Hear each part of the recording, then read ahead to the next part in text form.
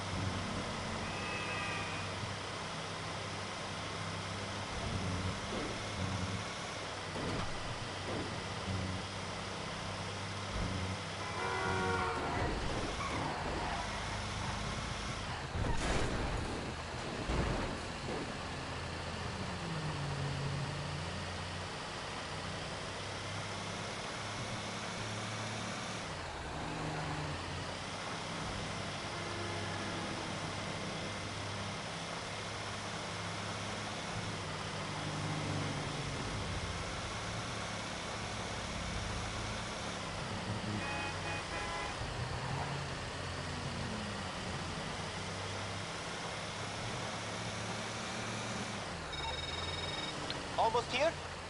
Nice! We can get the car ready to be disassembled, which means payment won't be far behind.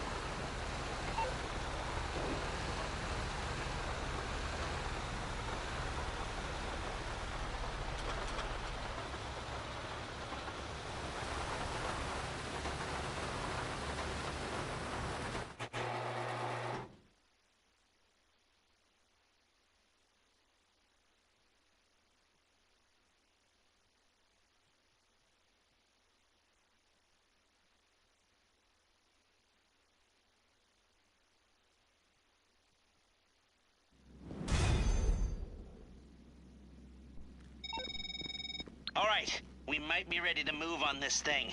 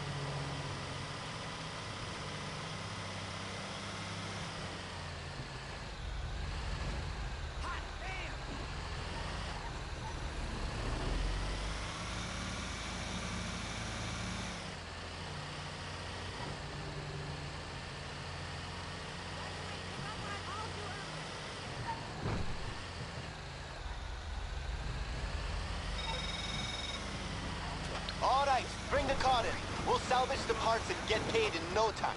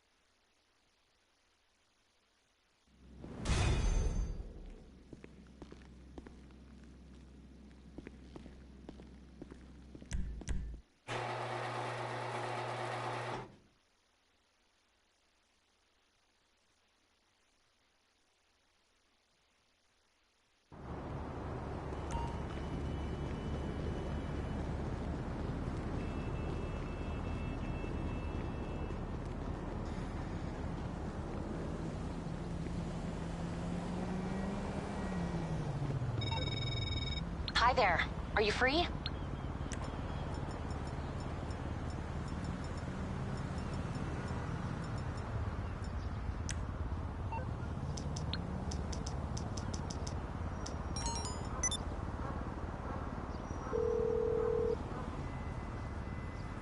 What you need, boss? Some wheels? I can bring them round.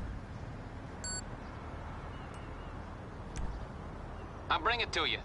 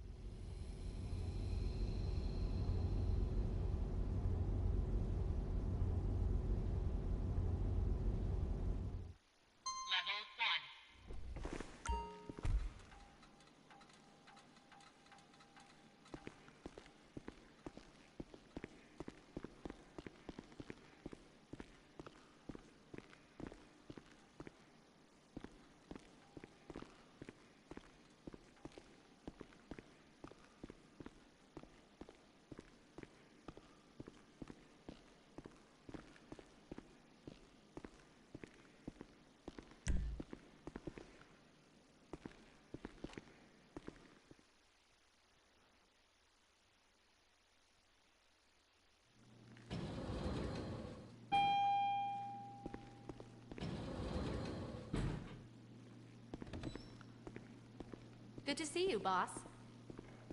Hi there. What do you need? Just let me know what you need. So long.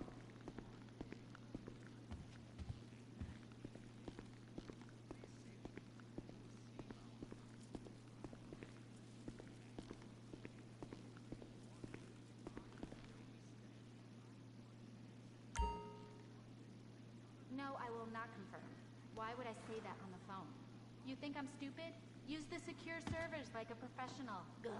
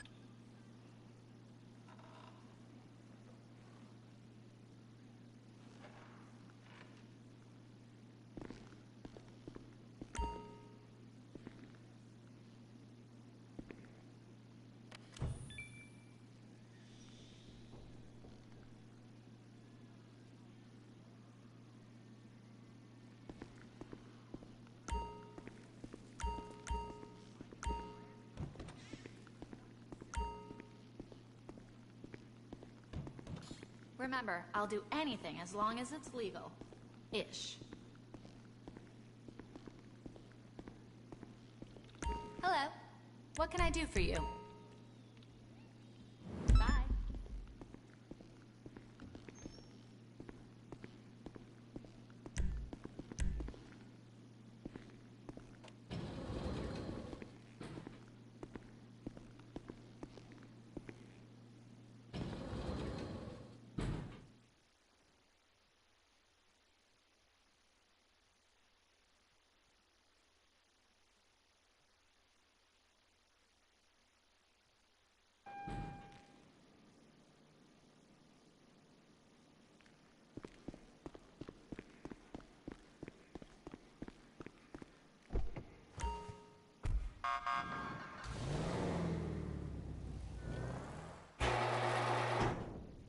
Yo, that's crazy!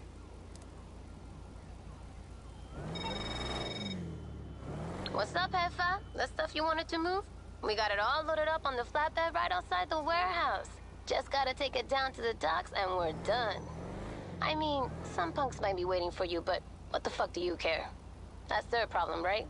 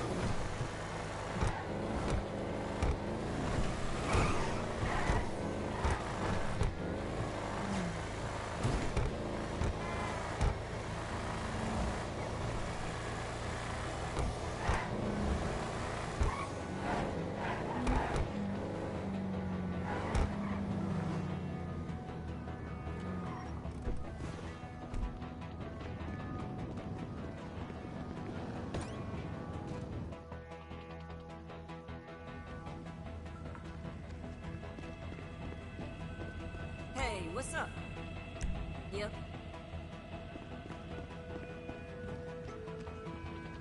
See you later.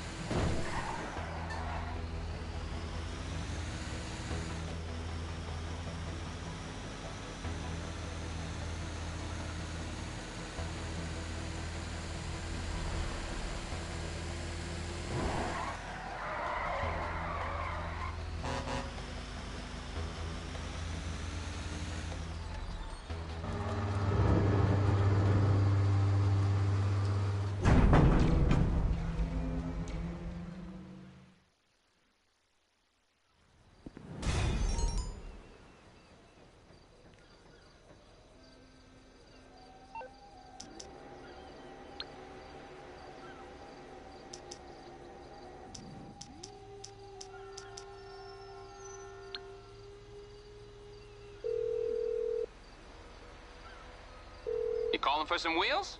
I'm Johnny on the spot. I'll hook you up. I'll get there as soon as I can.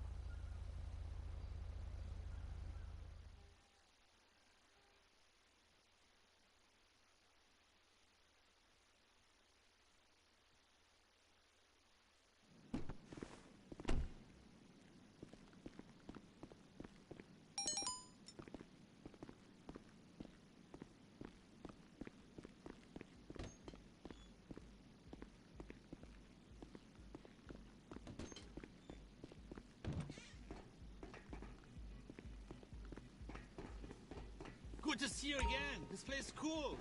Thanks for the hookup.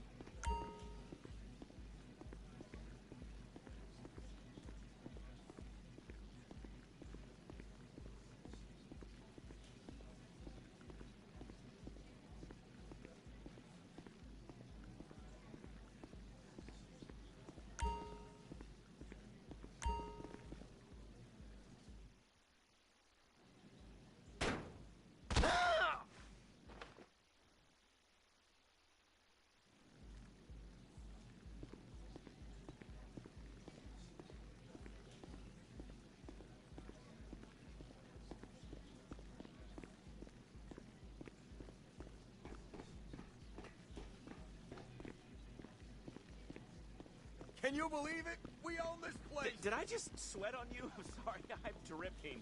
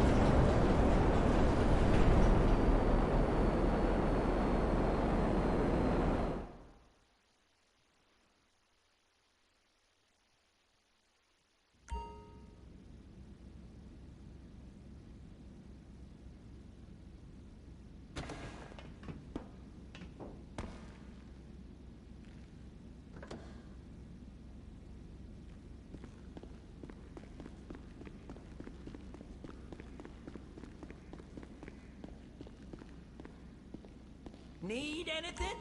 Sorry. Okay, I'm on it. You know where to find me.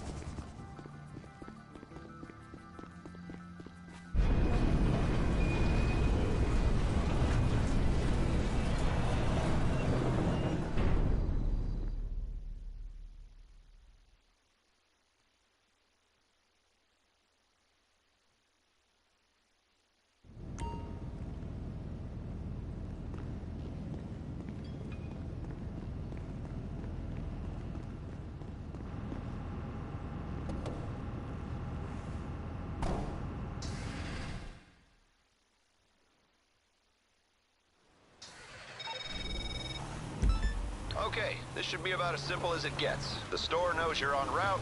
As soon as they confirm receipt of the parts, they'll release the funds. Standard disclaimers apply. In the event that you're intercepted, everyone you've ever known will deny all knowledge of your actions. I have a duty to warn you about the potential for bad actors to have tracked this shipment, blah, blah, blah, blah. You know the score.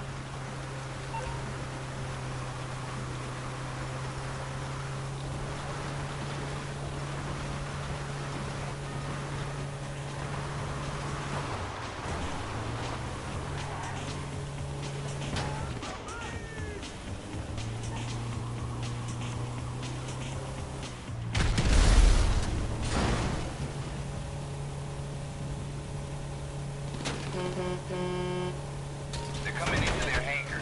Low-level base access granted.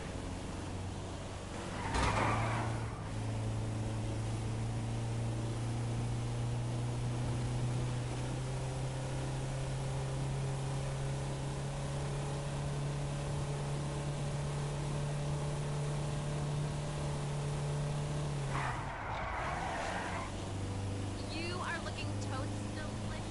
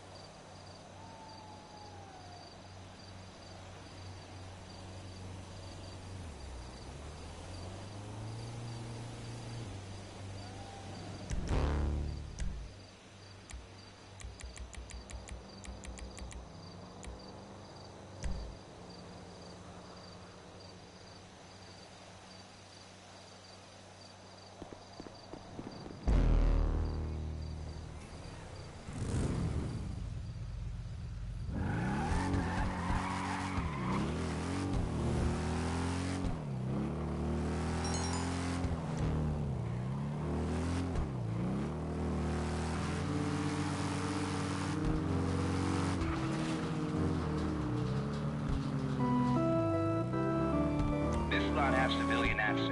Welcome them on base.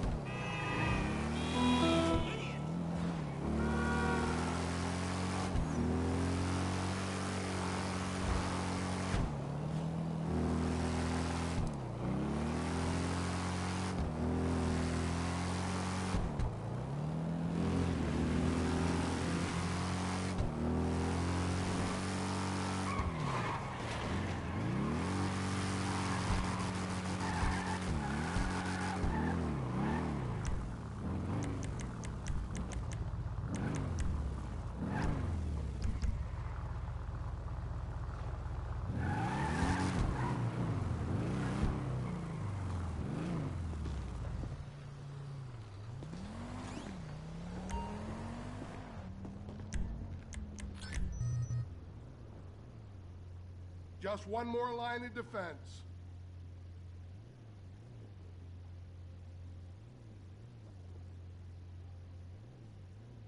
My panic room is state of the art.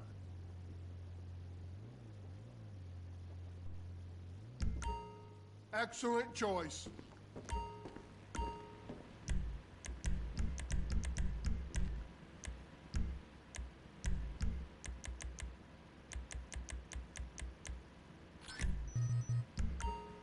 Those are pretty popular.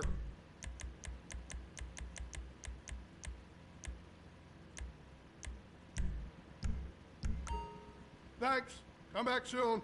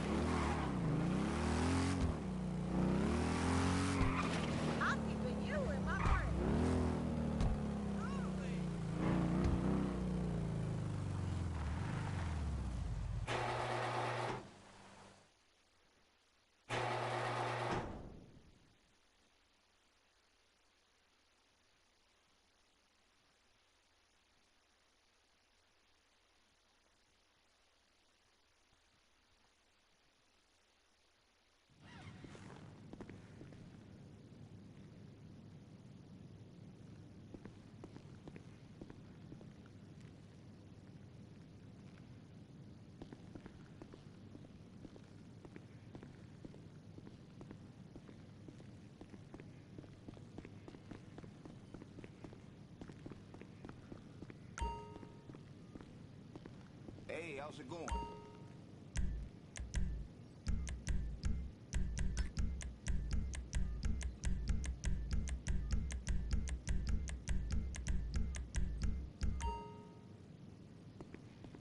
Hey, I'm dying to get my hands dirty. I got you covered here.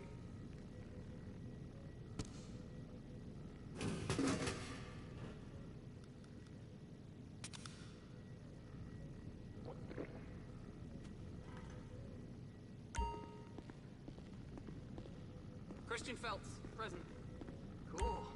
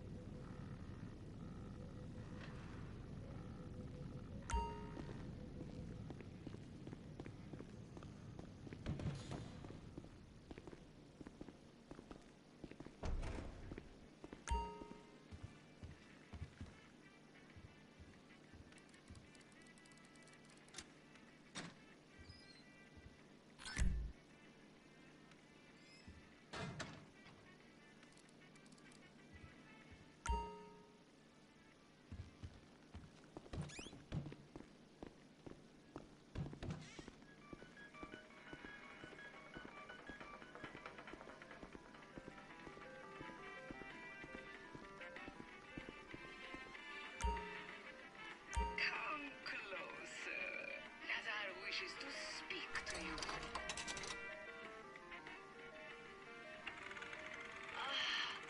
Of course. Remember, Madame Nazar is always listening. Ask and you may receive.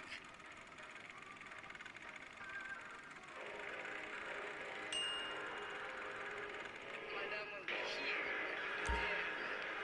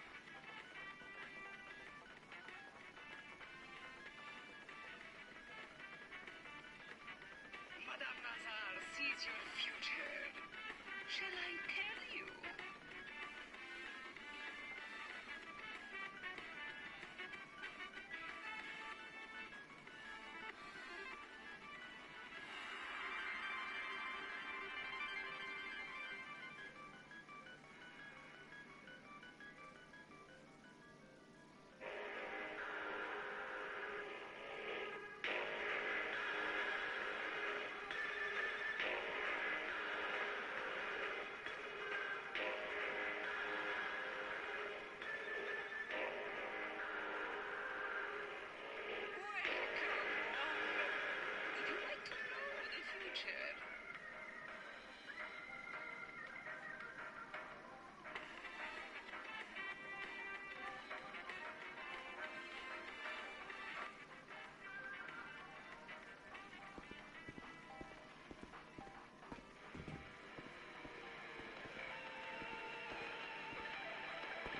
Do you have what it takes to wield the axe of fury?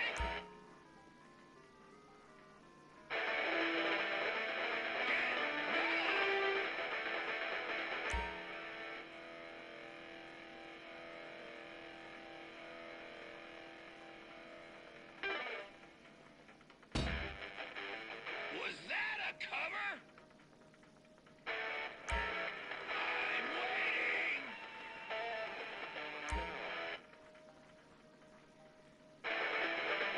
Time for another solo!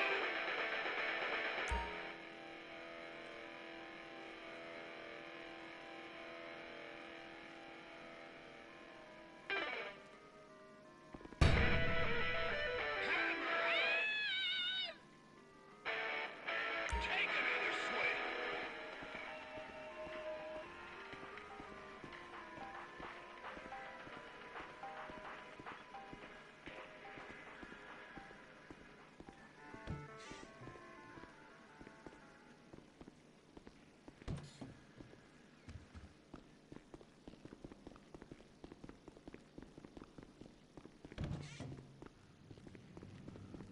Christian Phelps, present.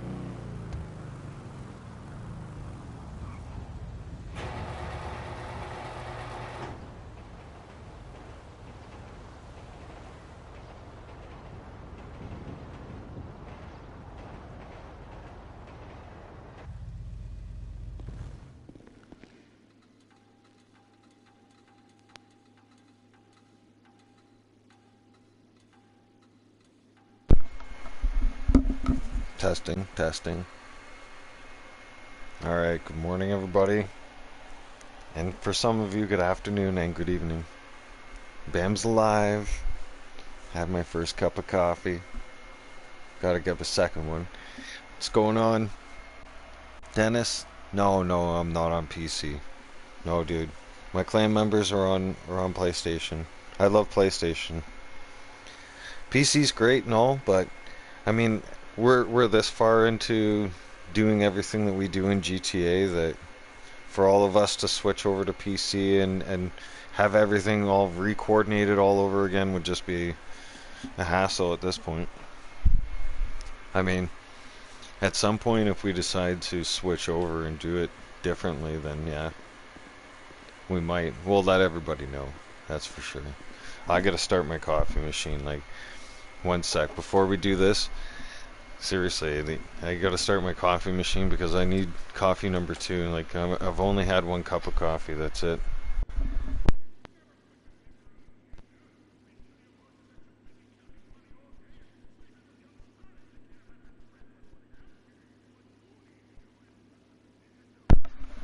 That second cup of coffee, trust me, is vital. Alright? You guys don't understand. I'm on day 9 of being sober from drinking. Okay? Coffee is very vital for me. Like, I'm a big coffee person, so like, to not have my alcohol in my system right now, coffee is pretty important. And I'm not that kind of a morning person to speak right first thing until I get to know my cup of coffee. I don't know, it's just a me thing. I'm one of those people that can go outside at 3:30, 4 o'clock in the morning and enjoy drinking my cup of coffee, you know, black, no sugar, just leave me the fuck alone. And I love hearing nothing, you know? Like, that's when you can hear the dead silence. Mooncake, what's going on? Yeah, Dennis, see, I'm usually up at about 3 o'clock Mountain Standard Time because my body's still used to Eastern Standard Time. Always has been, always will be. I've lived out west for 10 years now. My body still won't adjust to the time. My body, like, it's literally clockwork. I do not have to set an alarm, which is crazy. Like, some people complain, like, oh, I'm late for work. I look at them and I'm like, how are you late for work? Seriously. Like, I can't be late for work if I tried. Like, it's just not happening. My body's just like, you're up. I had too many years of waking up at 5 a.m. and leaving in the house by like 5:30 even. Or even sometimes having to be at work 5 a.m. Like, so, yeah, I never get to sleep in. Not that she didn't already. You're always late for school? Here's what you gotta do, alright?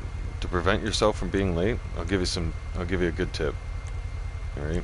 And it helped me long time ago, when I was in school. Okay? Set your schedule, everything that you do.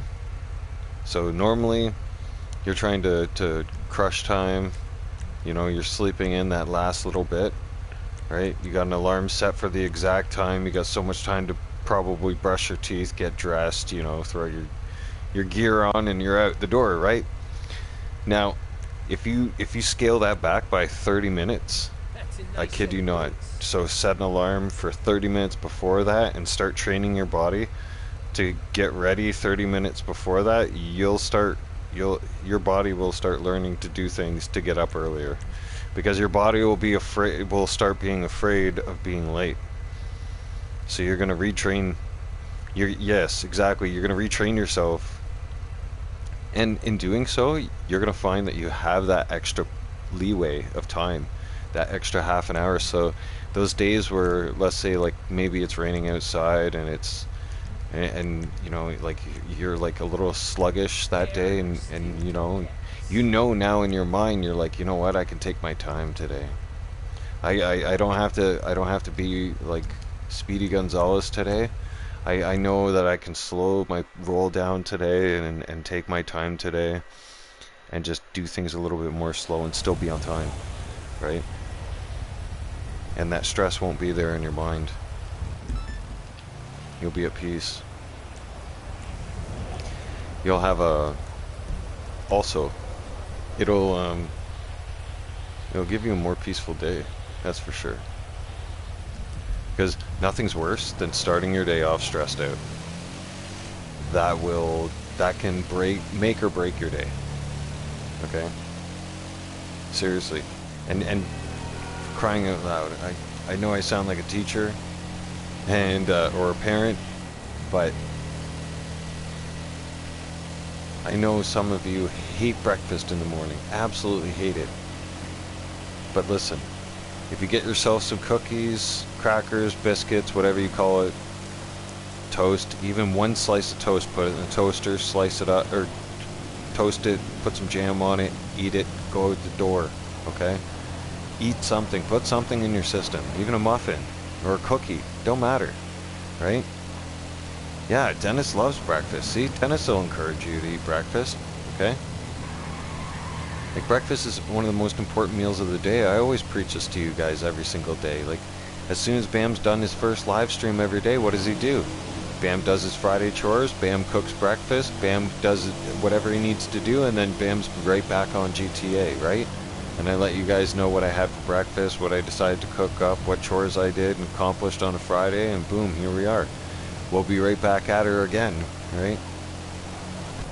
Dennis, hang on. You wrote a little bit of a novel there for a sec. Let me see. 4 alarms. Yeah. No, you gotta cut that crap out. I used to have that too. No. When I was when I was going to school, I was the same way. No, that crap gotta stop. It was one of my teachers that taught me that you only need 1 alarm. And set it for, okay, so, and she was strict too. She was my history teacher. And she was sick and tired of me being late. So, she told me, she's like, oh, so what, like, she was asking nice, polite questions. And one of the nice, polite questions was, well, what time do you like to sleep until?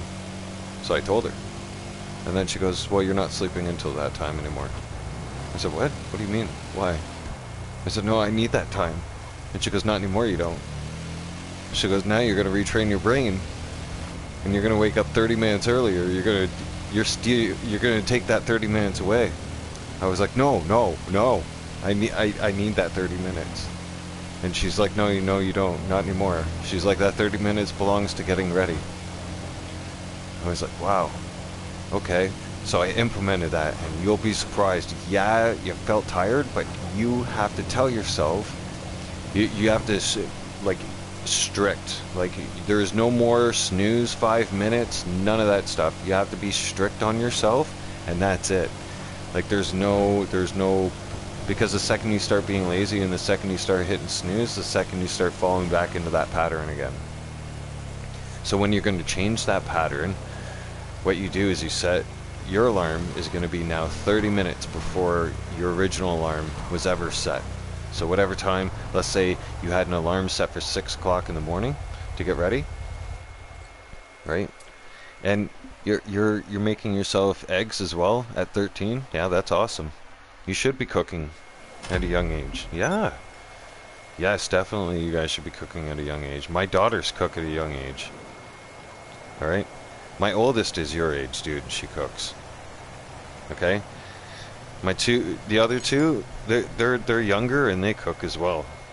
And it's fantastic to see that everybody's getting involved in the kitchen nowadays and really involved with food, because fast food's horrible. I mean, we could get into fast food, but we're not going to. I mean, preparing yourself at home and having a routine at home, like I'm explaining with Dennis here. So, okay, so yours is 6 o'clock in the morning. So yes, you're gonna back set your alarm now to 5:30 in the morning, and you're gonna have to be strict with yourself now. No more snooze. Once that alarm goes off, that's it. You have to get up, and then like that's what you have to tell yourself. You're like, once that alarm goes off, you have to be strict and be like, okay, it's time to get up. and force yourself out of bed. Once you do that, because here's the thing, if you keep saying to yourself, oh, 5 more minutes, your body is automatically, you're telling your body, oh, we're still tired, we need sleep, and your body will fall back into that wanting to go to sleep, and it will just drag you down, and it will not, you won't have that kickstart of energy again for a while, because you'll have set yourself back.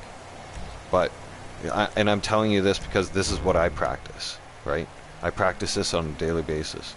So, first thing when you get up, when that alarm goes off, I don't have the alarm. So, I mean, around 3 o'clock in the morning when I get up, first thing as soon as you get out of bed, all right, before you do anything else, if you have to go to the bathroom, of course, go to the bathroom, right? Don't hold it in, right? Holding it in is bad, but I mean, first thing before the bathroom or just after the bathroom, make your bed. I cannot stress that enough. Okay? Make your bed. Why? I know that sounds silly. You're like, oh, why am I going to make my bed? It's just going to be messy when I get home, blah, blah, blah. Yeah, I know, right? But here's the thing. Making your bed gives you a sense of accomplishment. Okay? It's a sense of accomplishment at the first start of the day.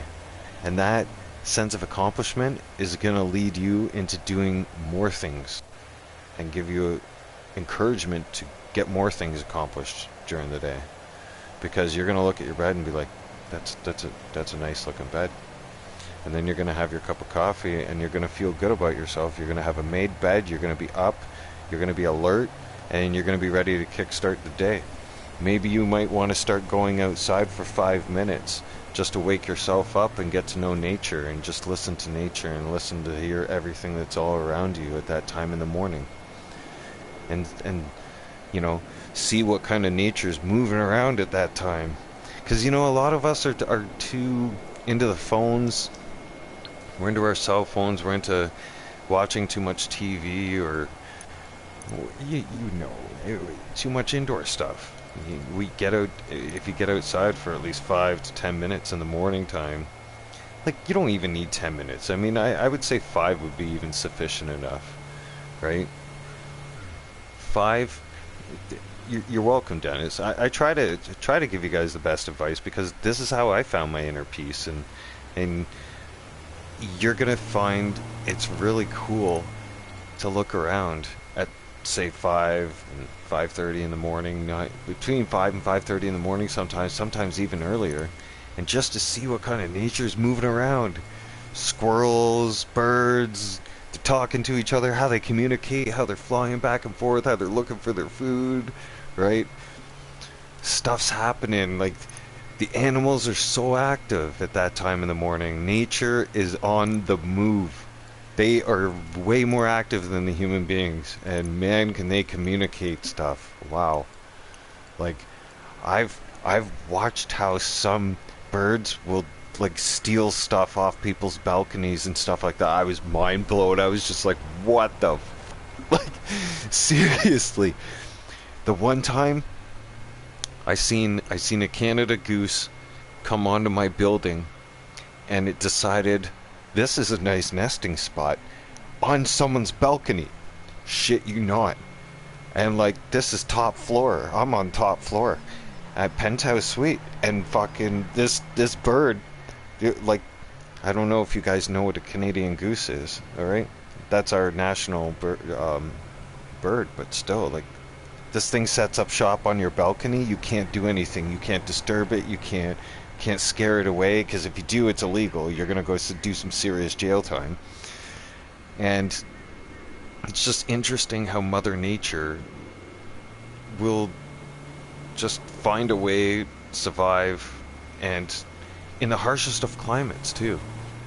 And yet they're doing their thing in the background, and here we are interrupting their lives. Have you guys ever thought about that?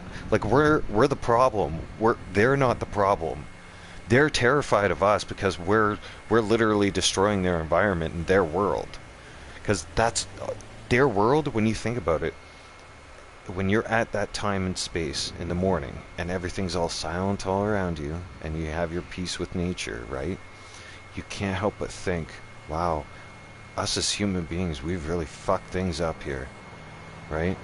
We have really, really messed with Mother Nature and really intruded on them. Now, I'm not saying to be some kind of animal activist and blah, blah, blah, blah, blah. No, nothing like that, okay? I'm not like that. You guys know that. But I love nature, and I'm a Virgo, okay? I'm an earth sign. So, naturally, I love being outdoors, and I'm at one with the earth and with nature. So, I'm just saying, it really makes you sit back and think like, hey, as human beings, we're really destructive little shitheads. We are, right? We are destructive people, right? Human sapiens, right? We are. And we do it without consequence. And what I mean by that is we don't care about consequences. So think, for instance, the animals that live out in nature. If you were an animal and stuff like that, and somebody somehow polluted your home or your area of land where that's safe from your predators, and you're raising your family as an animal, and then all of a sudden some human being like literally poisons your fucking area in your home with like these toxins and garbage and whatever else they want to fucking dump into your area where you raise a family. I mean, as human beings, I this is why I don't want anything to do with society anymore, and big cities, and I just want to be back with nature and be one with nature again, because that's where we belong, and we're so destructive that we've lost track of what we're doing and destroying things, and we're even destroying ourselves when you think about it, especially with technology,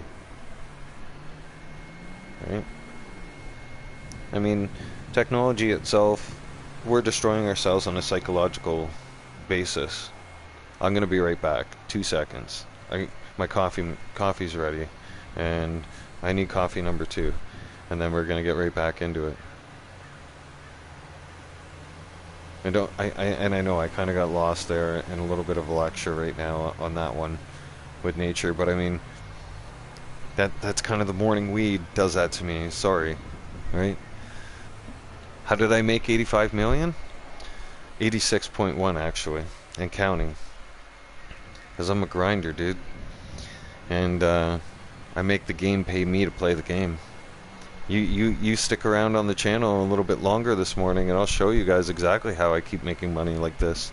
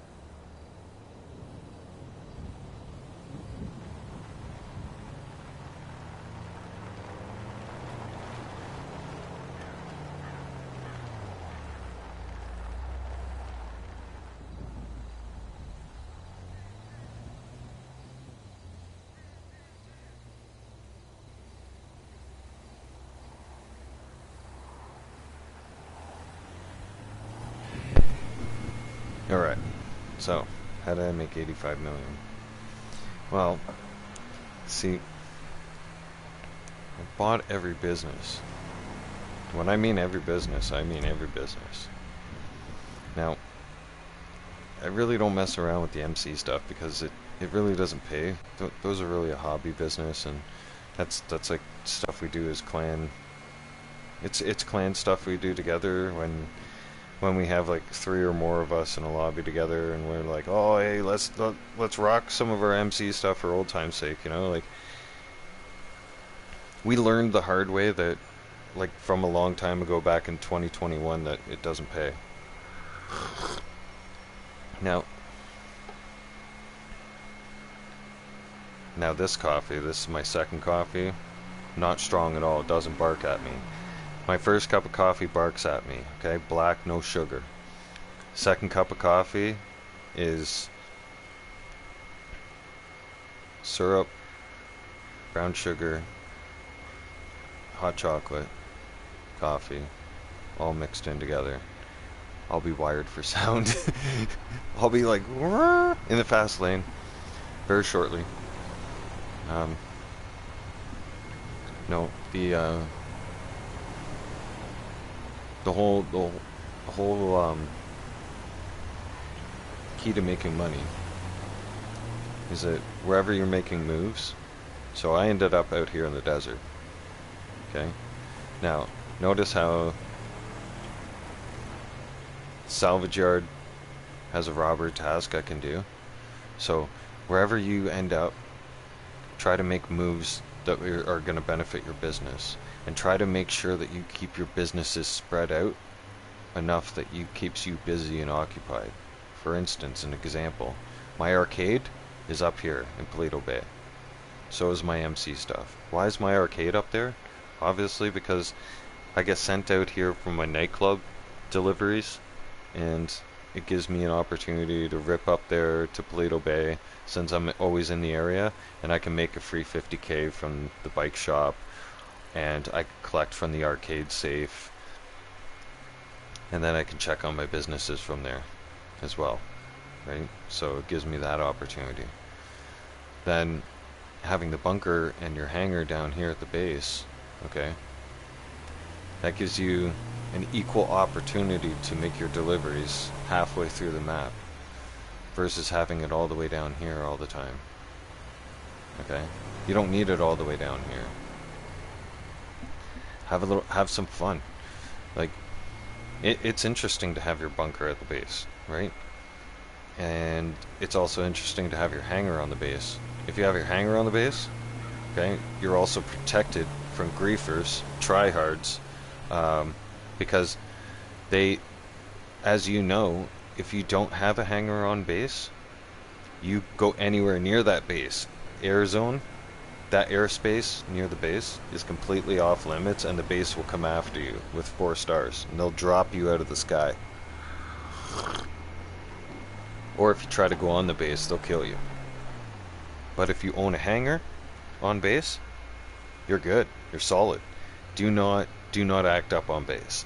Don't try to blow shit up on base. You can take stuff off base, you can don't kill anybody on base, and it's a safe zone being on base. That's why you hear anytime I'm near the base, and you'll hear airspace access approved, proceed to hangar, right? I have secured airspace, I'm allowed in that airspace. Right? If somebody's following me in a public lobby and they're griefer and they're on their oppressor or whatever, or even fighter jet, and they have no hangar, then they have no access to that airspace, and that airspace would automatically become my safe zone, and that would protect you.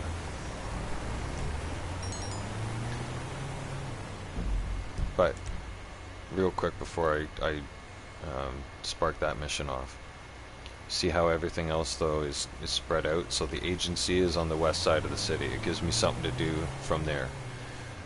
Then the office is in the core. The warehouses are spread out. The auto shop is down here. The salvage yard is down here. Everything, and the nightclub is even further. So it gives you a distance to travel to your next business to make money, so that you're always making money. William, nice to see you. Good morning. Nice to see you back, brother. welcome to the show. Bam's on his second cup of coffee, so that's that's why I'm on the mic. I wasn't on the mic. I wasn't on the mic for the first what are we at now? We're running an hour and 20 minutes into the stream. Yeah, I'd say for a good hour and 10 minutes, hour and 15 minutes, I wasn't on mic. Well, that coffee though is gonna send me like, whew.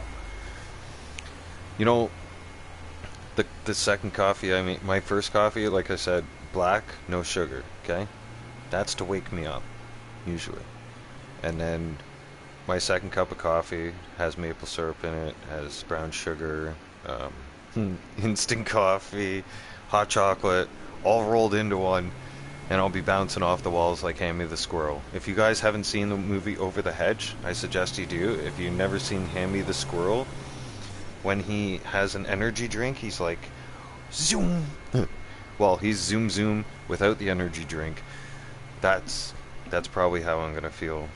Shortly after the second cup of coffee, my brain's gonna be in like zoom zoom mode. It's better than being in zombie mode. Hope you've been rocking.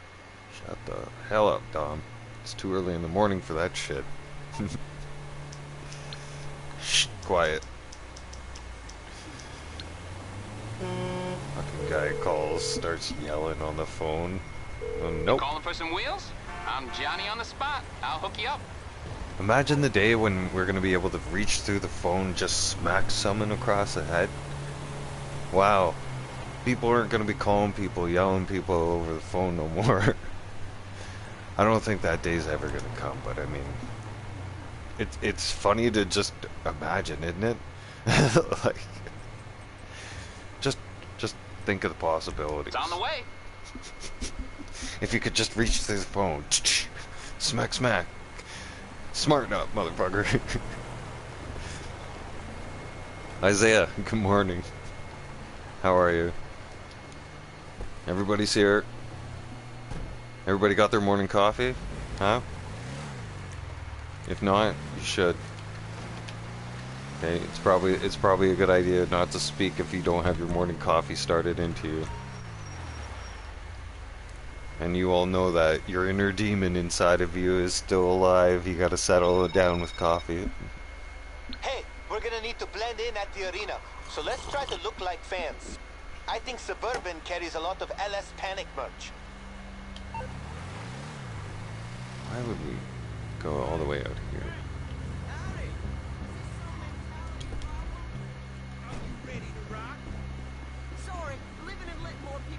Nice. What you making for breakfast? I'm gonna rock some bacon and eggs today. That's what I'm doing.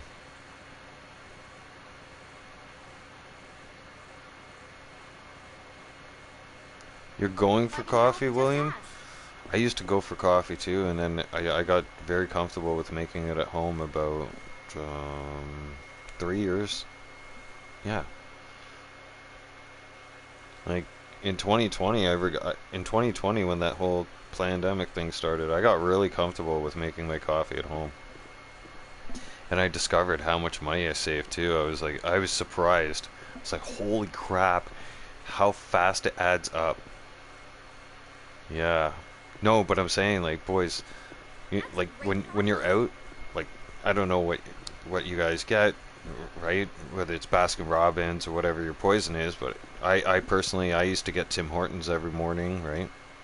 And I used to be bad. I used to be at Tim Hortons like 2 and 3 times a day. So you add that up with tax, that's like $8 to $10 a day, right? And that was just my coffee habit. That wasn't even including my beer habit when I was working and stuff like that. So it was like, once I started making that at home, and that whole pandemic thing happened, was kind of a blessing, because I was really able to analyze how much money I was spending on a weekly basis on stuff. Because you don't really sit there and analyze that stuff unless it's tax time, and right? And you sit there and you're like, wow, I've spent this much on this year, maybe I'll cut back and I won't spend as much, right? And then you analyze it then. But when that whole pandemic thing happened, I analyzed everything. How's it going? And man, ever since January. No, sorry, correction. February of 2020. I've not touched fast food as much in my life. I've only had it 4 times since then. And that's each and every single time it's been McDonald's, and I've regretted it each and every single time too. Like, I make everything at home now. Air fryer works wonders. I steam my vegetables. I even steam my eggs. So for those of you who your hard-boiled eggs, right? A lot of you are used to doing that cooking that in a pot of water, right? And then you get that when you break out, open the shell, and you get into the egg, you notice that the egg has like that gray film around it, right? It's kind of nasty looking, and it has this weird like chalky taste to it. Yeah, that's because you boiled it in water. Now, I discovered this when we all were on that lockdown bullshit, and I discovered that when you steam eggs, all right, so same concept as boiling them, but steaming them. When you steam them, okay, for a little bit longer than boiling them, and same effect, and then when you break open the shell and you get into that egg, wow, the yolk is nice and bright yellow. It looks authentically cooked, like professionally cooked. There's no gray outer film around it, nothing. Right? And it doesn't have a chalky taste to it. It tastes authentic. It tastes like incredible. It's like a party in your mouth, okay? It's a complete difference from boiling stuff. And that's the same with your vegetables. I've noticed that, like, I was bad for it too. For the longest time, I used to boil my vegetables for a while, up until like 2017 or so, and I discovered steaming things. Steaming things is awesome. Steaming vegetables is wicked. Your vegetables taste so much better, potatoes and all. So, because we're talking food, and I blame what, Isaiah? Yeah, Isaiah was the one that said he's going to make food, so I blame Isaiah for bringing up the subject of food. But it's all good. I like it.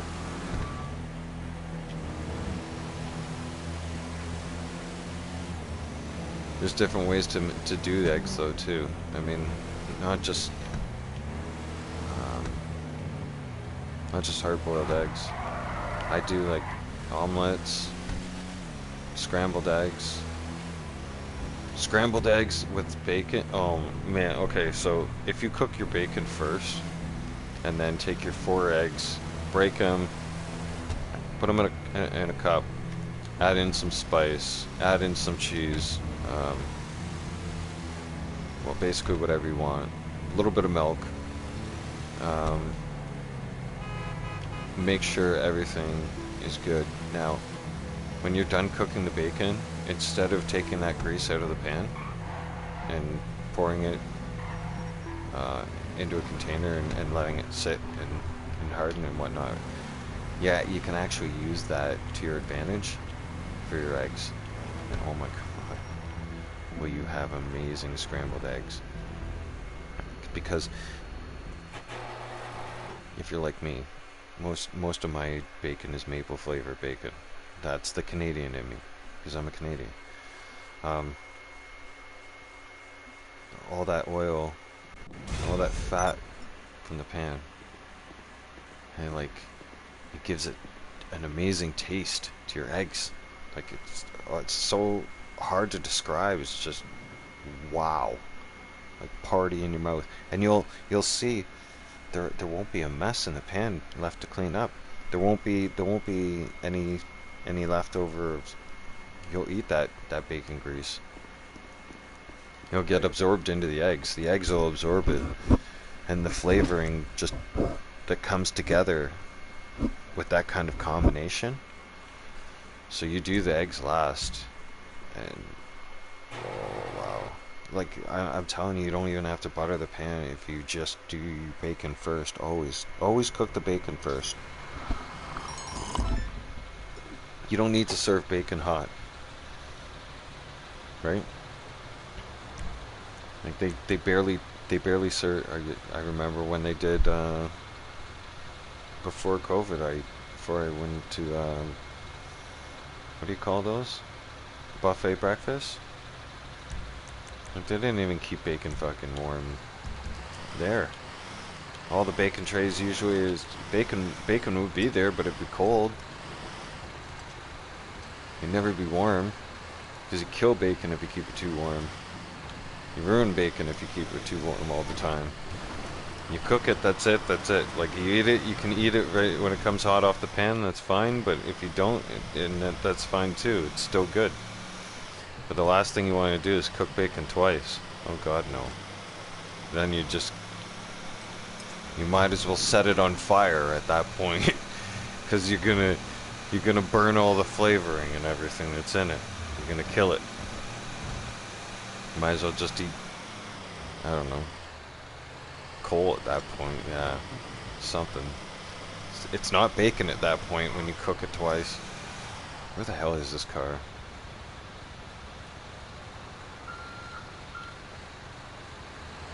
Oh, there it is.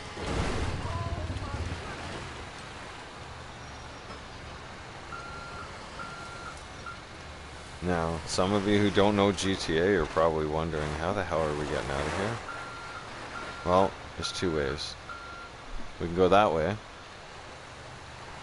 or we can take the tracks. Actually, going down this way, we might work out to our advantage. Let's hook up and go this way.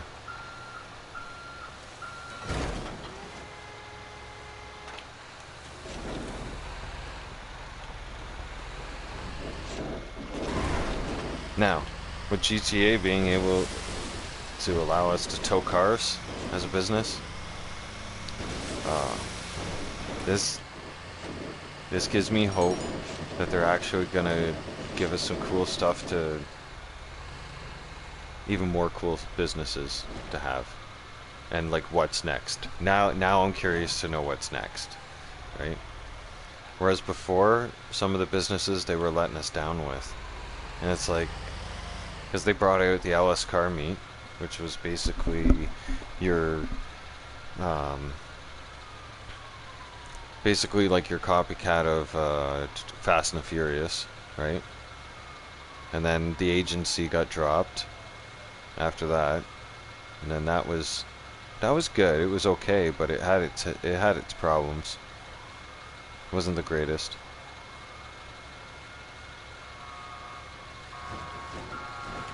Shit. You gotta be kidding me right now. As if you guys just come out of nowhere like that. Right?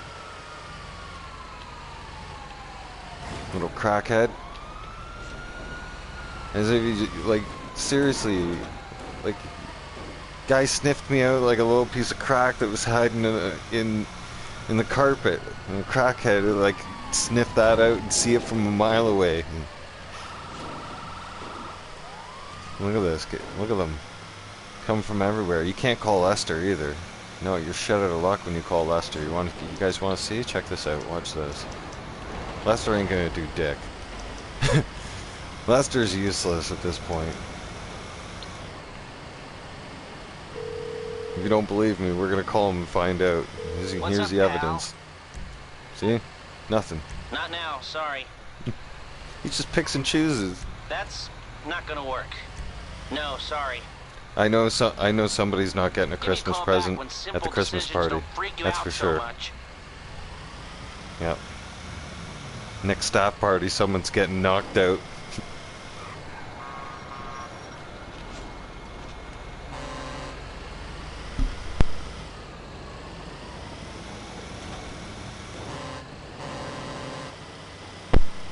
Now, Guys, don't ever take me seriously when I'm talking GTA talk, okay?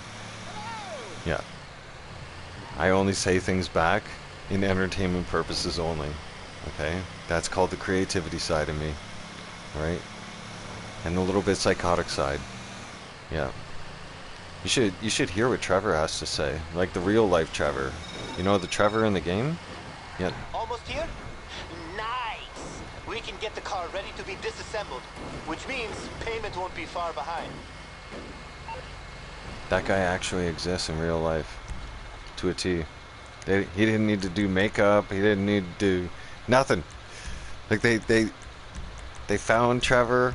They found the guy. They thought they were like, hey, this guy's perfect for the character Trevor, and you know how Trevor looks in the game. They took that guy out of real life and put him in the game, just like that. Like it was perfect. No script needed, right? You didn't need to tell the guy how to dress, how to act, or nothing. He like literally was born for the part, as they say. Right? He was a natural. So it's kind of like that. That's how I am with GTA. It comes naturally to me. When you guys ask me how do I make my money and stuff like that, and how am I doing this and how am I doing that, I surprise myself on a daily basis. I don't have all the answers to that right now, but when I do have the answers, I'll certainly update us as we go along. Because sometimes when my driving skills, like, I'm just like, what the hell? How did you just do that? Like, that's something else. And like, I even say to myself, you're built different, bud. Or like, you're special.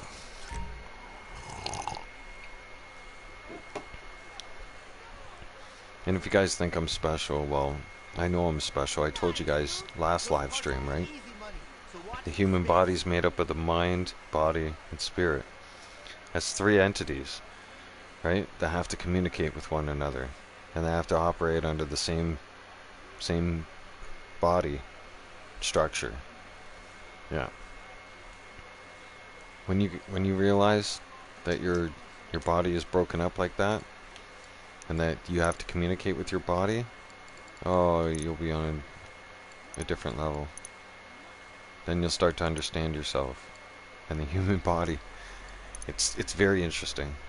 Very, very interesting. Creepy, to say the least. But the kind of creepy that keeps you wanting to know more. Like, so I find it very fascinating how the human body is able to communicate with each other. Like, you're able to block out pain if you make peace with your mind on it. There's certain ways to block it out. I'm no expert on it, and I'm not going to talk like an expert on it, but I know that there is certain ways that you can learn how to block out pain, how to block out certain energies, and yeah, I'm going to embark on that kind of stuff eventually. You know, as I get more in touch with nature and get back out into the Rocky Mountains.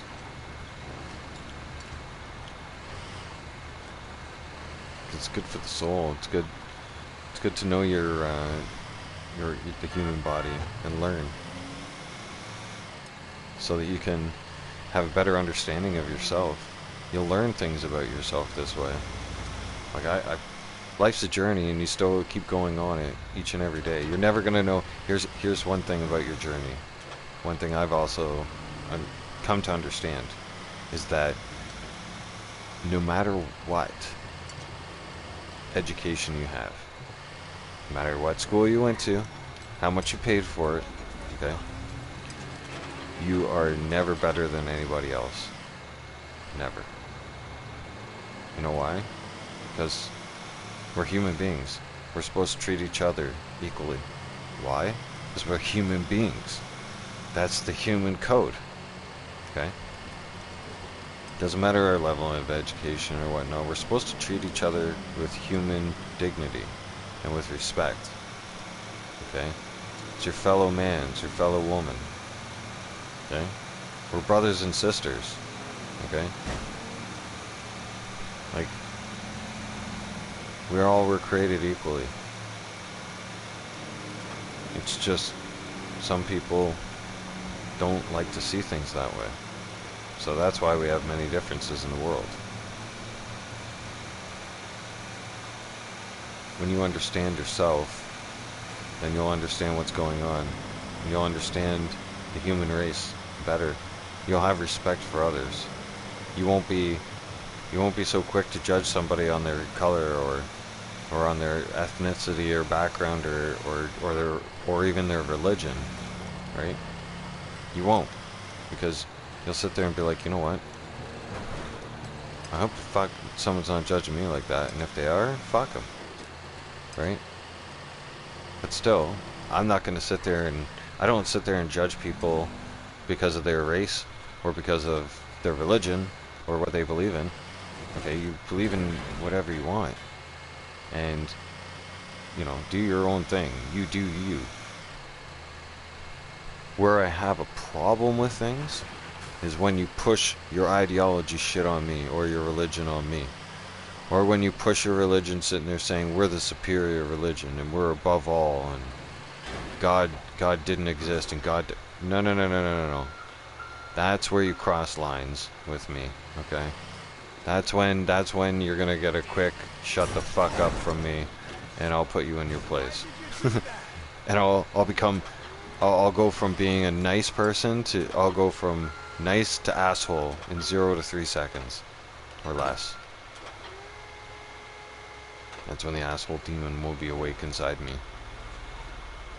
Because, like I said, at the end of the day, we're all human beings. Treat each other with respect, okay? But don't judge somebody just because they wear a turban or their skin is brown or they're Chinese or they're some kind of Asian descent or they're German or they're, you know, I'm just throwing examples out there, all right? I'm just saying you can't judge a book by its cover all the time. You just can't. And if you do, I mean, be prepared to be judged, and don't get so highly offended when you get fucking judged, okay? Because if you're so quick to look at somebody and judge them when you don't even know them and you haven't even talked to them and you judge just by appearance, well then you're part of the fucking problem, right? Then you are the fucking problem, okay? And you need to look at yourself in a mirror and you need to sit there and say to yourself, why am I judging everybody else and not judging my fucking self? And you need to look at yourself and go, why am I judging other people? Right?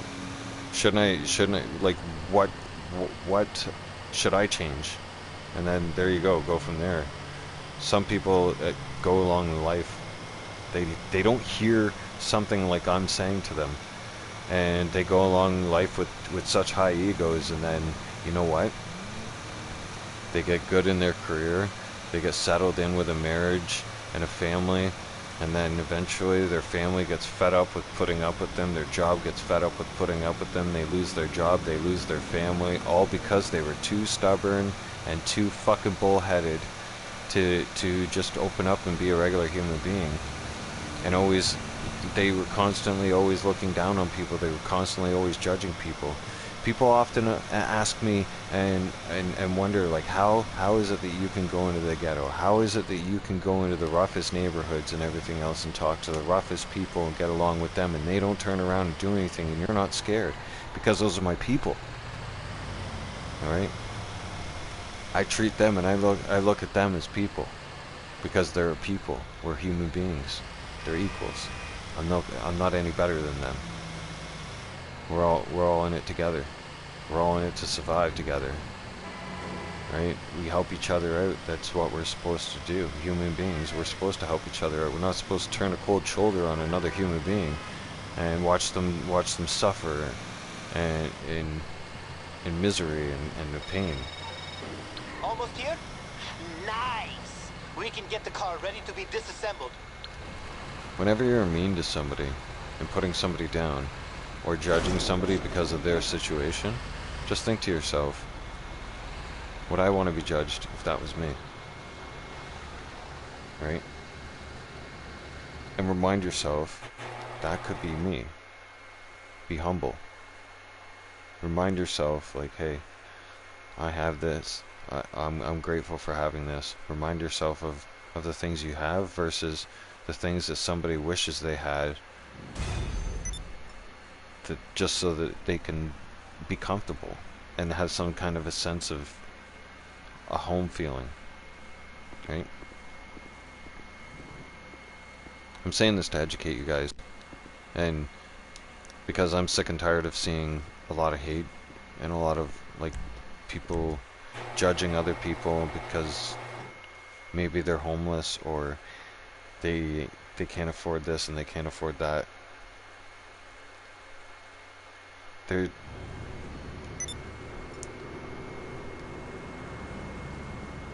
It's gotten so bad that you wonder,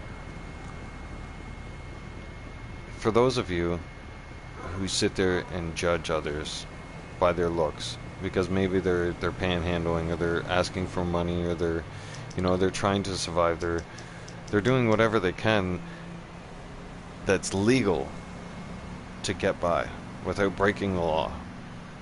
They're doing what they can in their means. Now, that has to tell you that the system is broken, that the government's broken, that society needs our help, and that's our fellow human beings. Those are, imagine if you were looked bad on and spit on and treated like shit on a daily basis, that your morale level would be in the toilet. You would not be able to climb out of that. You can't mentally sit there and say that you would mentally be able to climb out of that state of mind if you constantly had society putting you down because of your situation, instead of trying to help you and make your situation better. Right? Now, I'm not saying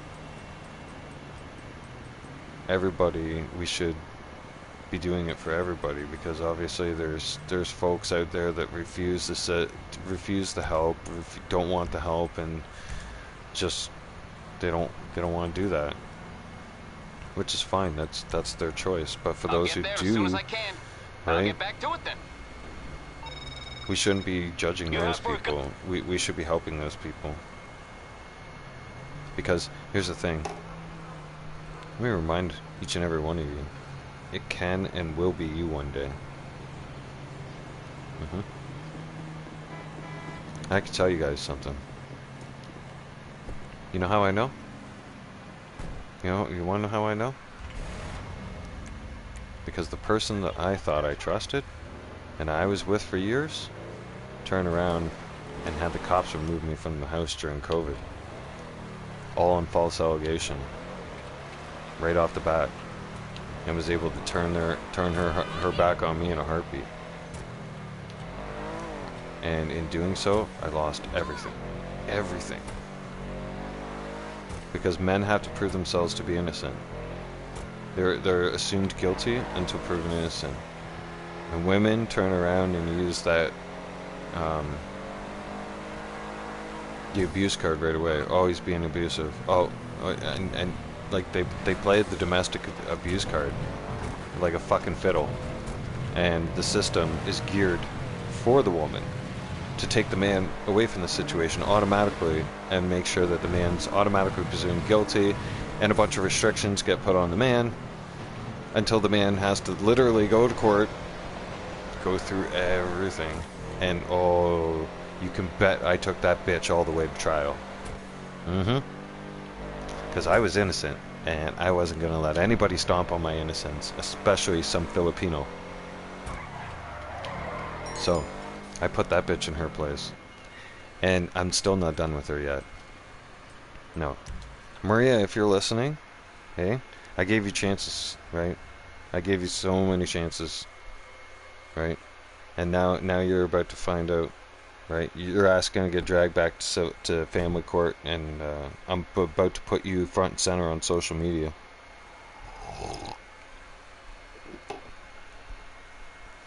Because little does she know, right? Social media tears people apart nowadays, don't they?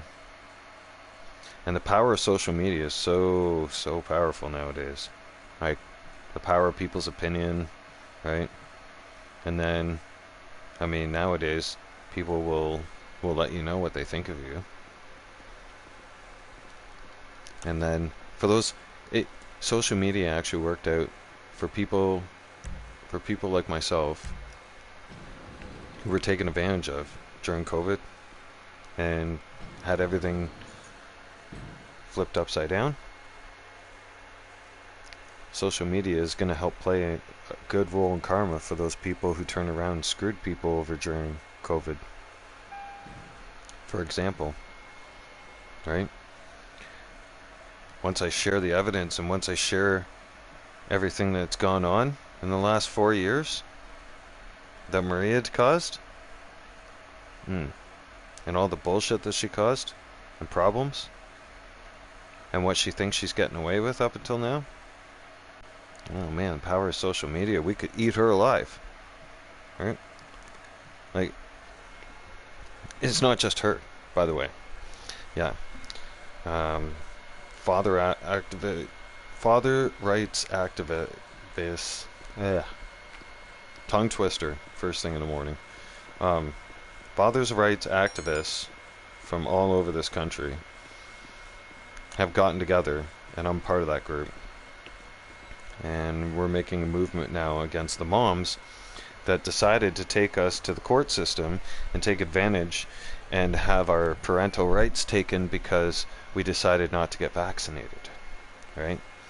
And to the mothers that decided that to hold our children away from us, all because you use that excuse, oh well, they refused to get vaccinated, so, and you played that, oh, I'm scared for my child's safety because you guys decided to get vaccinated.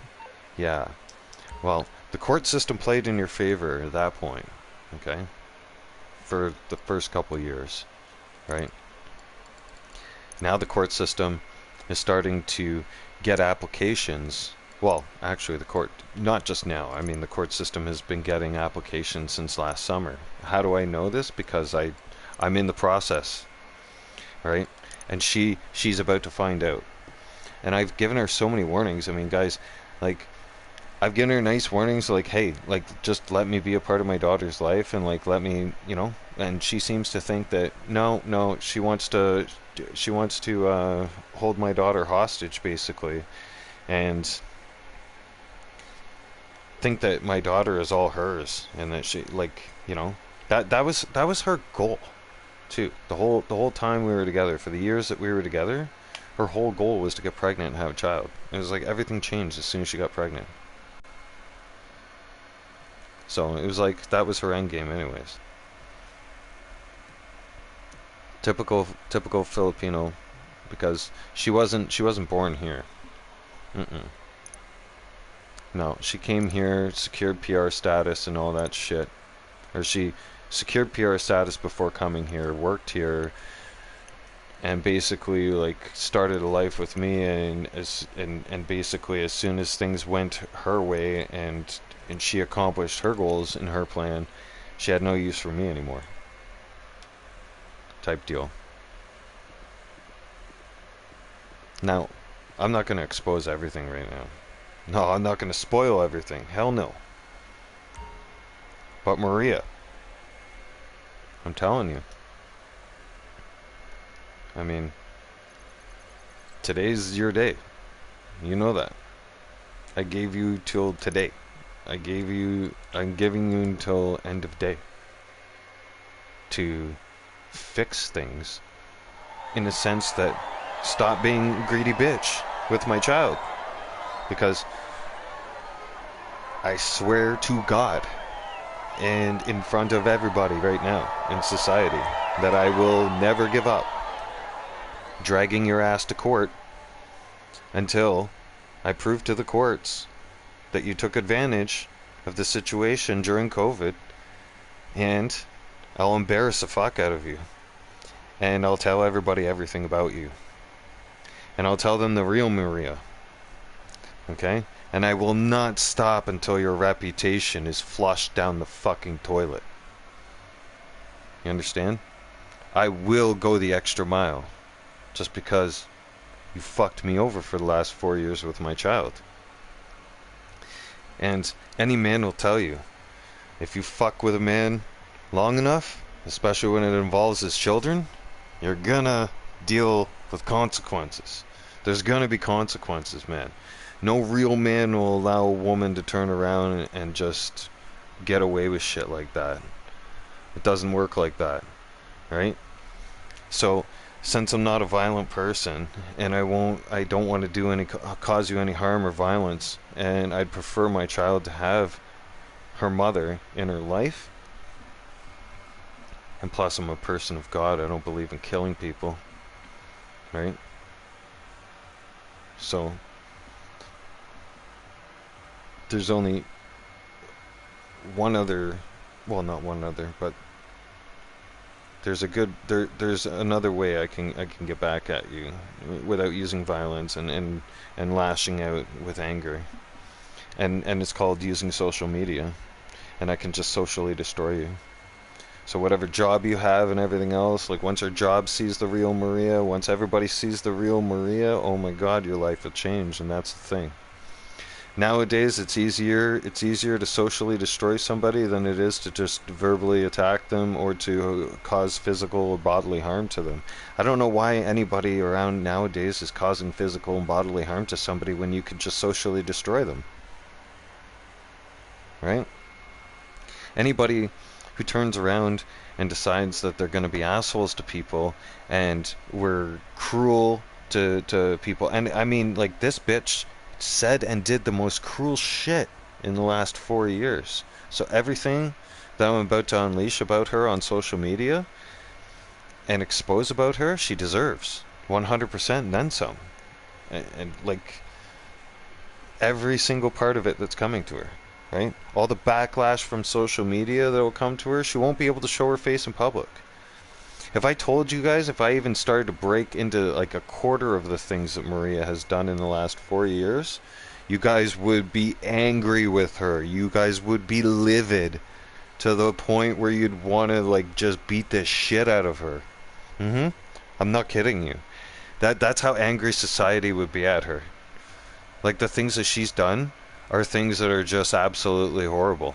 They're like non-Canadian, non-North American things, like horrible foreigner things, like horrible sneaky shit that like makes you it's the reason why we don't want foreigners in the country anymore. It's the reason why we want to have a halt to immigration. It's the reason why we're questioning immigration, right? I'm about to shove immigration so far up this bitch's ass, she ain't gonna fucking know. None of her family members going to be coming over here and staying over here. I'm going to guarantee you guys that one. Because I'm going to turn around and I'm going to break open everything about the Sansano family. And I'm going to expose secrets and everything else. I'm going to tell everybody about the shit that happened when I was over there in the Philippines and what I seen when I was at their compound. She's going to get a real eye-opener, man. Like, this is the last... This is... Like, guys, you know what? Here's the thing. How many times do you have to warn somebody and give somebody a warning before you're turning around and you have no more sympathy for what's coming? Like, I know what kind of a ripple effect it is. She thinks she's untouchable because she had her permanent residency and then she took her Canadian citizenship test and she passed. So, she's been a Canadian citizen for a year. She thinks that she's free and clear and safe. She's not. Immigration doesn't know about what happened. Society doesn't know what happened. Advocates don't know what happened. Hell, the Filipino embassy doesn't know what happened.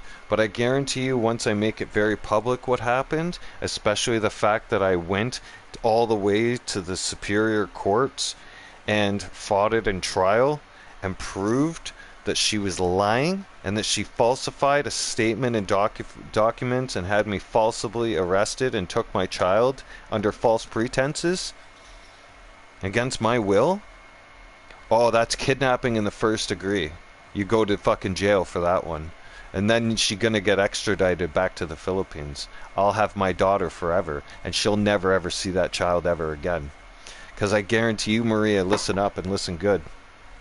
If you push me and if you keep pushing me to the limits, and if we go right back to the court system, I guarantee you I'm gonna push it so far that I'll shove the fucking court system so far up your ass that your ass will get fucking extradited back to Philippines. You'll never ever be allowed back in Canada. They'll bar you from Canada.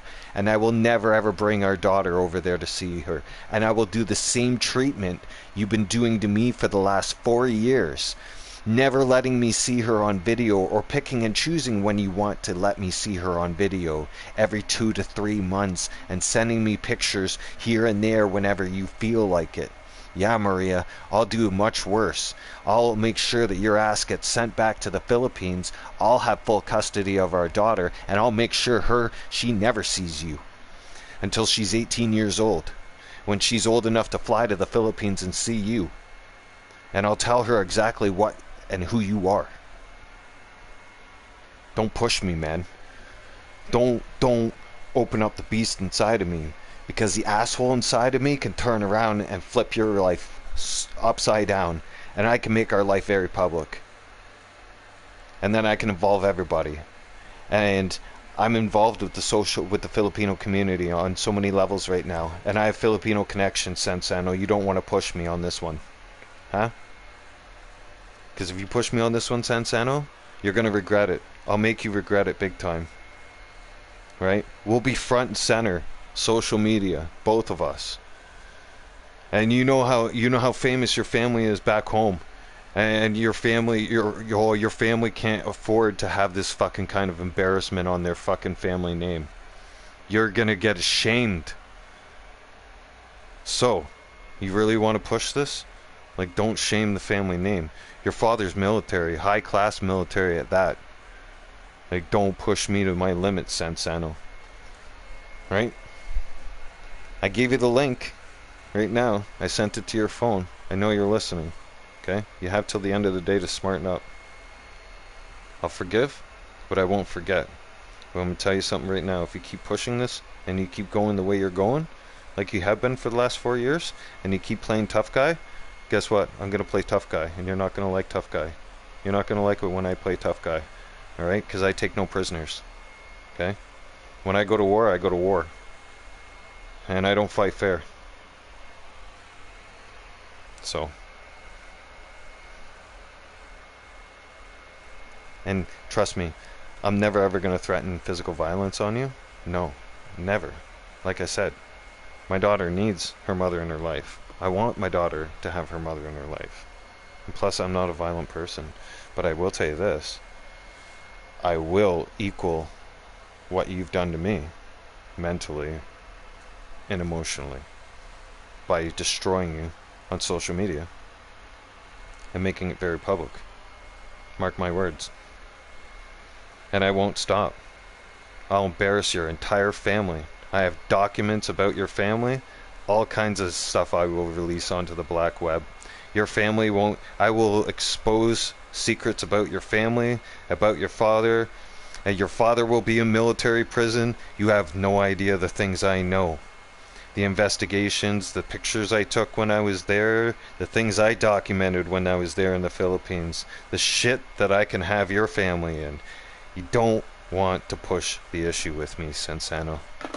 Today's the day. Alright? Bam's making a nice announcement to her. Bam's doing it. Bam's making it a nice announcement to her, and doing it in a sober state of mind too, so that she can't turn around and say, oh, he sounded drunk and he was making these idiotic things, whatever she normally says about me when I used to drink. But I'm not drinking, and I'm completely sober. So it's your fault if you don't take the advice that's being given to you. Because here's the thing. Us Canadians and North Americans will eat you alive. Especially when they find out how much you screwed me over and you kidnapped my child. Whose side do you think they're going to take? Do you think they're going to take a foreign Filipino side? Who was born outside of North America? With intentions to turn around and get pregnant by a North American, only to succeed to gain citizenship so that they could start migrating their family over here? Huh. I wonder what the American people and the North American people would figure, how they'd really like that. Especially knowing that you're plotting and planning sinister things so that you could get your family brought over to a country that you don't even deserve to be in. Right?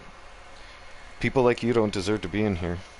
People from a developing country who actually want to be here and want to act like a Canadian and embrace Canadian values and North American values, those are the people that belong here. But the people who come here and who have bad intentions and do bad things to people, then you don't belong here. And I'll make that very front and center, Sensano. This is your last warning today. That's it. Matter of fact, here, I'll give you the countdown. It's 6:30. 6:30 a.m. I'll give you till end of business day. Right? Now, end of business day is 5 p.m. I'm not going to do math for you. Right? You're in accounting, Maria. So, you're an accountant, do your fucking math. You got till 5 p.m. At 5 p.m., I go very public. And I start telling everybody everything. And I start making it a segment. I'm going to break it into segments. Alright? There's going to be a new episode each day with new release of information. And you're not going to like it. No. And the more and more I release, the more and more you'll have to just hide in your own home and you won't be able to go anywhere.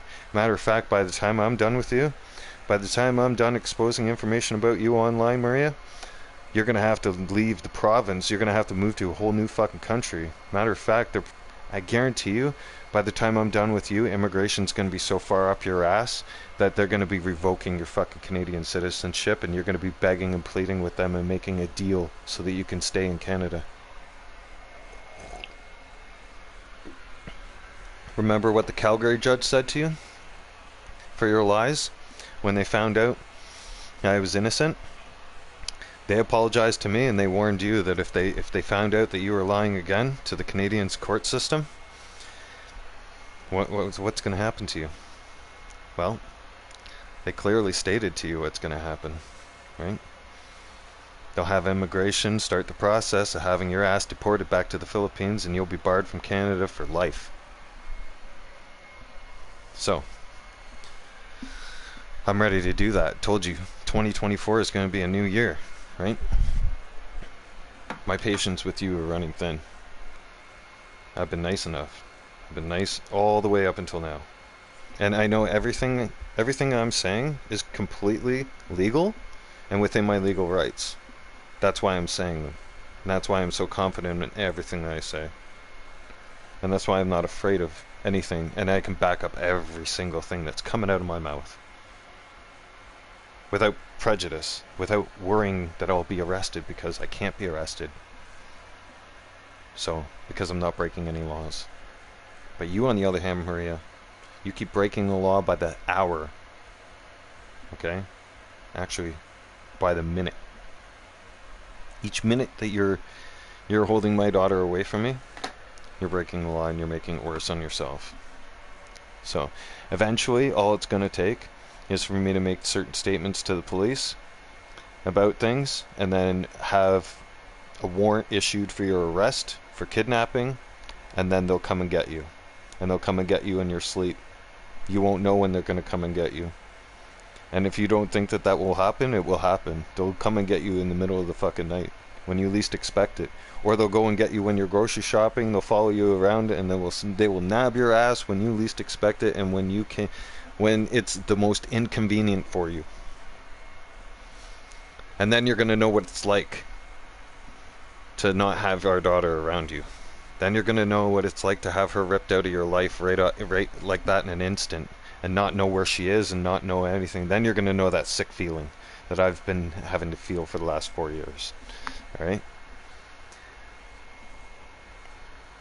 Because I tell you something. And she knows this. Maria's been playing a mental game with me for 4 years. Back and forth. Alright? I can say this sober now. Because I can say it with a straight head, a clear state of mind now. Because before, when I would talk out of anger.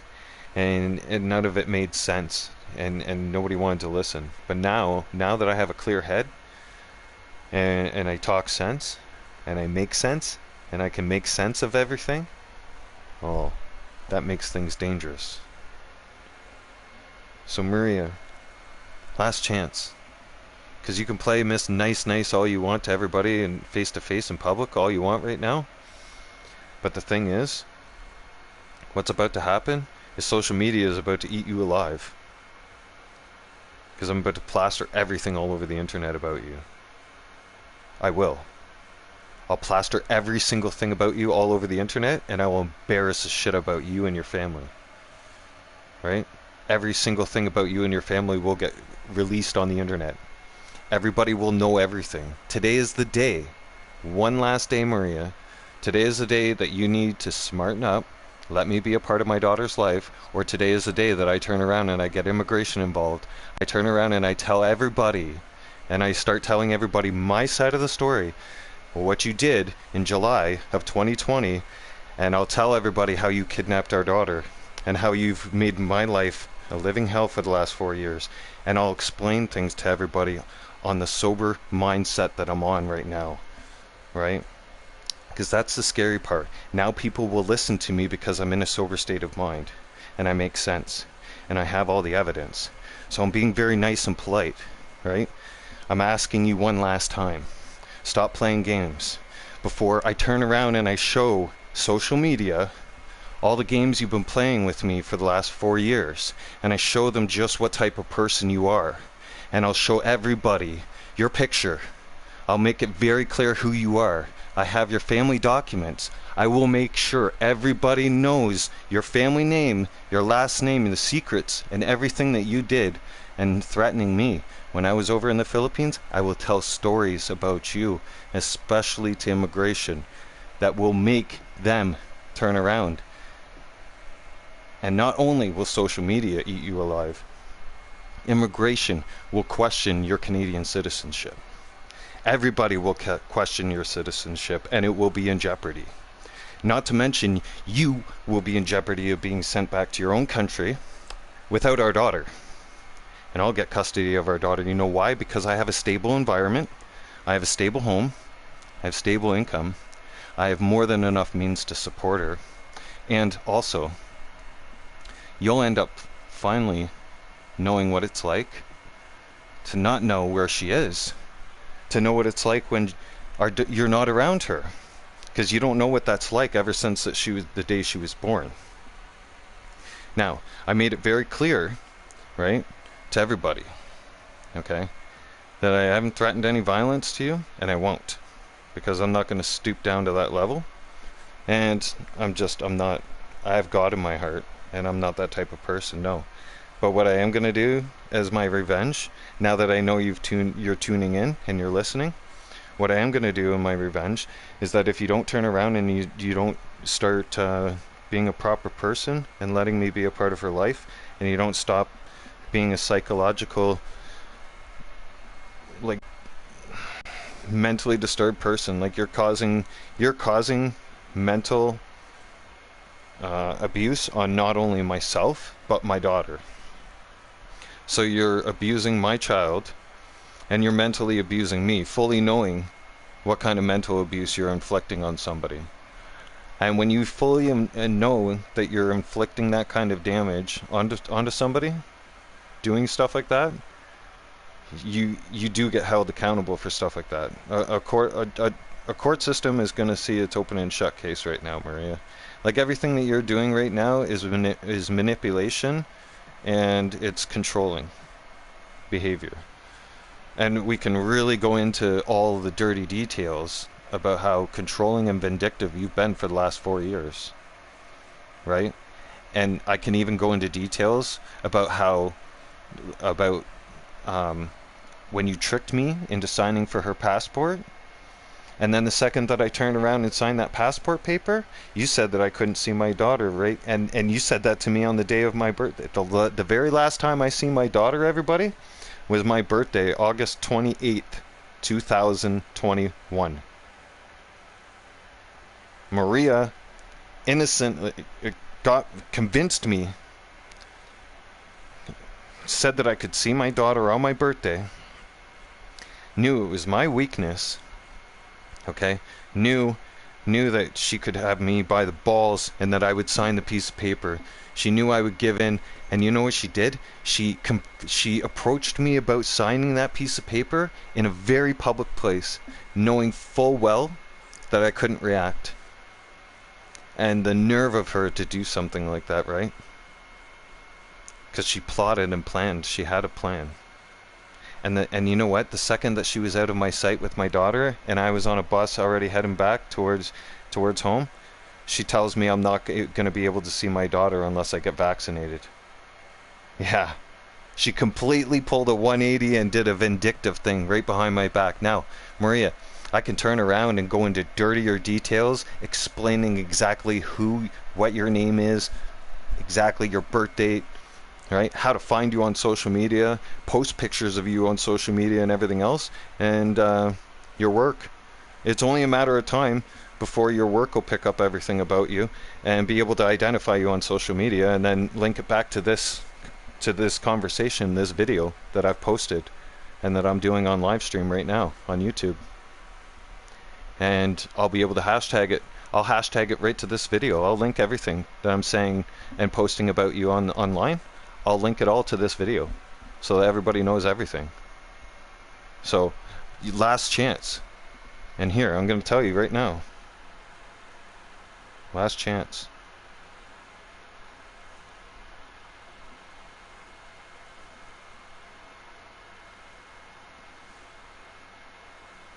Here, let me be a part of my child's life, or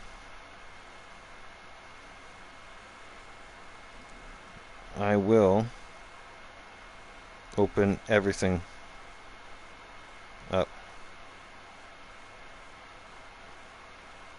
to social media today. No, starting today. There, I've sent her the message and warned her. And if you're watching, Maria, now you can check your phone and you've seen it now. There you go. And by the way, there's not a single thing you can do about it. It's not called defamation of character, and I welcome you to turn around and call the police, because if you call the police, it easily will give a damning report of how you kidnapped the child. So, you'd be screwing yourself either way. Do the smart thing, okay? Quit thinking that you're controlling and possessing our daughter and that you're in control of her and that she's all yours. Okay? That's not how life works. She's not a possession. She's not a fucking purse, Maria. Like you're literally treating our daughter like a fucking possession. It angers me that people like you have gotten away with it for so long.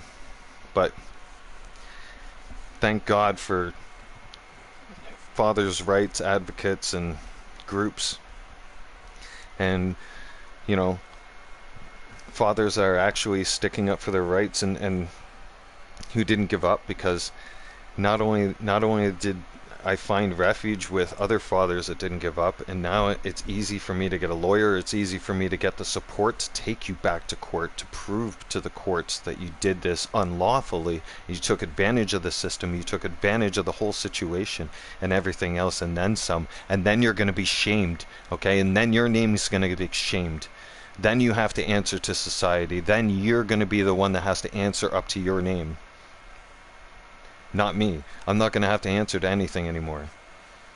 I served my punishment. I did my things. I did 4 years. I turned around, changed my life. You turned around, you buried the last 4 years. You tried to bury the last 4 years and hide like a coward behind the things that you did for the last 4 years, and think that everything that you did for the last 4 years was okay and that you were going to get away with it scot-free without getting held accountable. It doesn't work like that. This isn't a liberal state. If you think it's a liberal state and you want to live in a liberal state, I suggest you pack your shit and go back to the Philippines. Because if you keep pushing me past today, you're likely going to get, that's going to be told to you sooner than later by immigration. That sooner you're going to have to pack your shit and leave, and you're going to be leaving without our daughter. Guaranteed. I'll send your ass back to the Philippines without our daughter. I'll make sure I involve enough advocates and enough people involved to make sure that you have enough enemies, that I have enough support going behind me. Because remember, you're in my country. You're in Canada. And you're not a Canadian citizen. Just because you hold a Canadian citizen status right now, I can prove to everybody that you don't act like a Canadian citizen, and the amount of things that you've done in the last 4 years, and the seriousness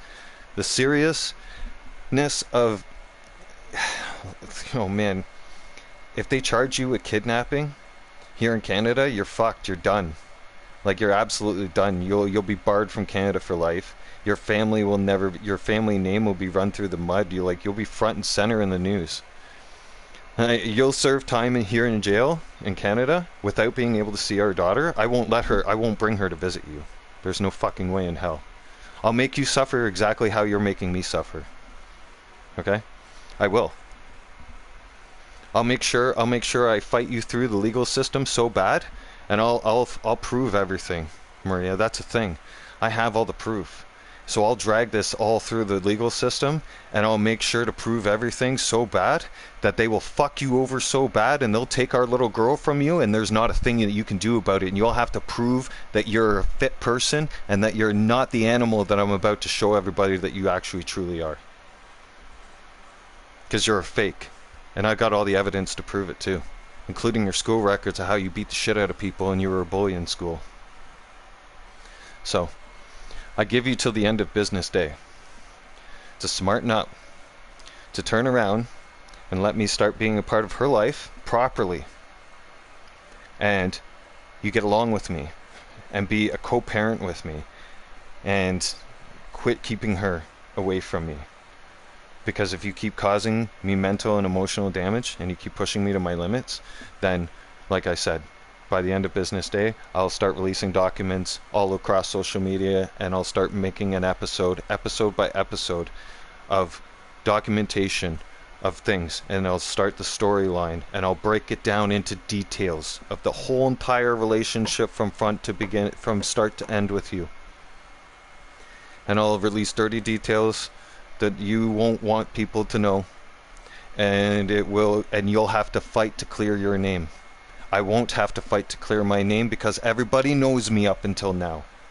Everybody knows I'm telling the truth up until now. And my fans and even my haters know me. Okay? They know everything about me up until now. There's nothing that you can turn around and tell them that they don't already know. Or that they haven't already accused me of, or that they haven't turned around and made fun of me over. You can't hurt me. There's nothing that you can say because they already know. But you, on the other hand, they don't know the real you. They know the fake you. They know the you that you pretend to be and show them. But I know the real you. And I know everything. And I can expose what happened in the last 2 years. And I can expose and I can drag your ass back to court. And I can tell the whole courts, and I can tell everybody on social media how I took you to court system and I proved my innocence, and I had to take you all the way to trial. Now, once I turn around and I make allegations against you for kidnapping to the Immigration Department of Canada, and then I also tell them that I have court proof that I took you to trial, and I have a lawyer, and I have court documents. Yeah, I'll bring back my lawyer from Calgary, and I'll get her involved all over again. Right? So you really don't want to take this path with me, because there's nothing you can do at this point. You can't even involve the police, because at this point, if you involve the police for anything and try to get the police to talk to me, I'll turn around and tell them that I want you charged with kidnapping, and I have the evidence to prove it too and to back it up. And then I'll make a statement, and I'll make it damning enough evidence, and I'll press hard enough for them to lay the charge. Once the charge is laid, you'll get arrested and you'll get taken into custody. And you'll have to make it for a bail hearing, and they'll take her away from you, and they'll take her and they'll put her in family foster care until you can prove that you're a fit mother. If you really want to go down that road with me, Maria, then go down that road with me. Bury yourself, I dare you to, right? Make it worse for yourself. But I'm giving you till the end of business day, and I'm not fucking around with you no more, right? So, now that I got that off my chest today, because I've been wanting to get that off my chest. Okay. I'm gonna continue on, and I'm gonna do what I do in GTA. You've been warned, right? So, if you want to continue being a shitty person, I'm gonna let the whole internet world know about it, and we'll expose the real you today. Or, if you want me to keep my mouth shut about everything in the last 4 years, and forgive you, then I strongly suggest, you take me up on my consideration, and you just let me be a part of my daughter's life. That's all I want, is just to be co-parent with you. I don't give a shit who you fucking see, and everything else, but I'll want to meet that person if they're going to be around my child, for sure. That comes standard. But I don't give a shit if you want to go out in the dating world, date other people or whatnot. I don't give a fuck. The last person on earth that I want to be with is you, Maria. Okay? The very fucking last person on earth. Okay? As far as I'm concerned, no. No. I'm not going to stoop down to that level. And you're just... no. I would never do it. No. I despise you. I can't stand to even look at you. Your face... Like, I deleted every single picture that I ever had of you and my daughter together. And all I have is pictures of my daughter. I don't even have a picture of you on my phone because I can't stand to look at your face. I can't even stand your voice. You anger me. I want you to feel. I want you to know what it's like to not know where our daughter is. To have that sink into your head. To have that haunt your brain for a period of time. Because you don't know what that's like. You don't. But I guarantee you, if you felt that for even 24 hours, you would feel so much like shit for what you've done over the last 4 years. Then you would begin, you would have like a small beginning of an understanding of how I feel. Right? But you'll never understand how I feel. Okay? You'll never understand how it feels until that day happens to you. And I don't want you to experience that, because I know that if I turn around and I make enough noise, I know exactly what's going to happen. I know the process, what's going to happen, and they will tear her away from you until you prove yourself innocent. You will have to prove yourself innocent, because I will make serious allegations against you. And I do have the evidence to back it up. So if you want to take me all the way, I'll go all the way. I'm in a sober state of mind now. I'm ready to go to war. So, should we do a poll right now? Hey, everybody who's listening right now, I think I'm being pretty fair, right? I'm giving her the last chance. A very, very honest last chance to just stop being a difficult person, to just simply let me be a dad and be a part of my child's life. Right? That's it. You know, yeah, her values don't align with my values. She believes in getting vaccinated. I believe in not getting vaccinated. Right? This is where we clash. She's a liberal. I'm a conservative. Alright? She has liberal values. I have conservative values. Alright? Fine. With all that shit set aside, she shouldn't be using our daughter as a weapon. And that's what she's doing. And that's called child abuse, everybody. It is. She's not only is she psychologically abusing me, but she's psychologically abusing our child. You know, she's depriving my daughter away from her father, and she doesn't even know why. My daughter now likely thinks that I turn around and I abandon her. Okay. And I don't even get a fair chance to defend that. I can only imagine how my child feels. Thinking, like, where's my dad? And, you know, my child seeing other children with their dads around them, and I wonder what goes through my child's head. And, oh man, it angers me so. That another human being could just deprive, like, Maria, if it wasn't for me, you wouldn't have that little girl. I gave you her life. I gave you life. I literally, you carried life, but I gave you life, fuck. So you have no fucking rights to keep her away from me. Keep it up, motherfucker, and I swear to God, I'm gonna shove the cops so far up your ass, you won't see the light of day. I'm telling you, the end of business day is what you have. By 4 o'clock, I'm making a phone call to fucking immigration. And I'm gonna make it very public too. I'll broadcast it right on live stream here on YouTube for everybody to see, and I'll broadcast it right to the Filipino community as well. I got a couple Filipino contacts. They've got several thousands. They got double-digit thousands. I think the one person I'm subscribed to, and I talk to her on a daily basis, she has 14,000 subscribers on her channel, and she's very, very connected with the Filipino community. So I talk to her on a daily basis, and I'm going to share information with her too, Maria. So I'm just letting you know. Like today is the day where I take it to the max. Like these are your final hours, your final warning. And if you get the police involved, that's good, because then I'll be able to explain and share information with them, and I'll be able to press the issue of getting you charged with kidnapping, and then that'll just escalate the situation, and then our daughter will likely get taken away from you today or tomorrow, like right quick. Especially if I make damning allegations that I'm about to make against you. They're very serious, Maria. You made serious allegations against me before and had me arrested and had me hauled off to jail, and I proved my innocence. So now I'm about to do the same to you. Right? I'm giving you a warning. Like, all you have is one warning right now. Okay? Today's the day. This is your last chance. I know you're listening, because I just checked our messages.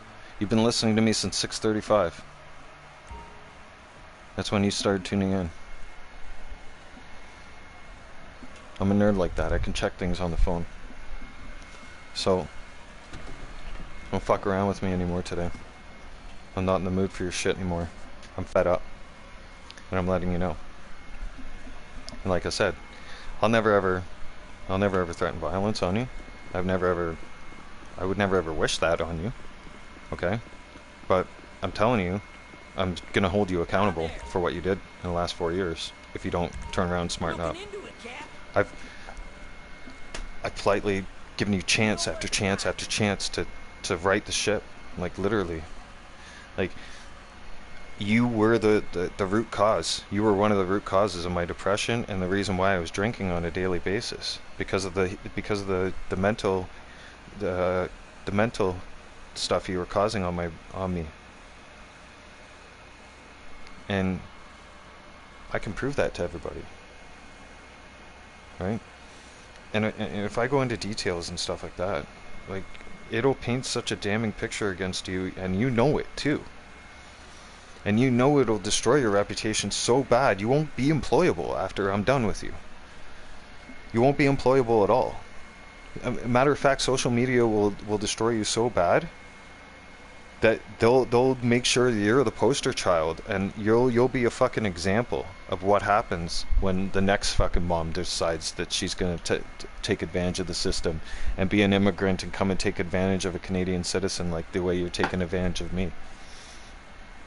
Right? Trust me, they will make you an example. Right? Because advocates and everything else, they're all fed up with barcode, piss off. Seriously. If you fucking message me on my channel again, really? You little coward piece of shit, you don't want me to start into you. Right? You don't want me to start into you barcodes this morning. You fucking need help. I'll tell you that much. Here. Bye. See ya. Fucking coward piece of shit. Listen. Sansano. Listen up. Alright? Do the smart thing today, right? Because I'm ready to take it. I'm going to take it all the way to the end, right? Like I said, I'll make it very. I have nothing to hide on social media, but you do. You have a lot of shit to hide. So be smart, man. Like, I don't know what else to tell you. Like, you pushed me right to my limit. You pushed me right to the edge. So I'm ready to go to war. And I'm on a sober state of mind. So you can't use some crazy ass excuse that, oh, he's talking drunk, or he's been drinking, he must just be talking drunk, don't listen to him, he's probably talking lies. No. I'm sober. I've been sober now 9 days straight now. And I have many witnesses to back that up. And a 0 blood alcohol level. So, yeah. And I have the evidence, I have text messages, and I have your family documents, all ready to go to be posted online. And I can back up my story, and I can also go live streaming and do a podcast series and break it down into details.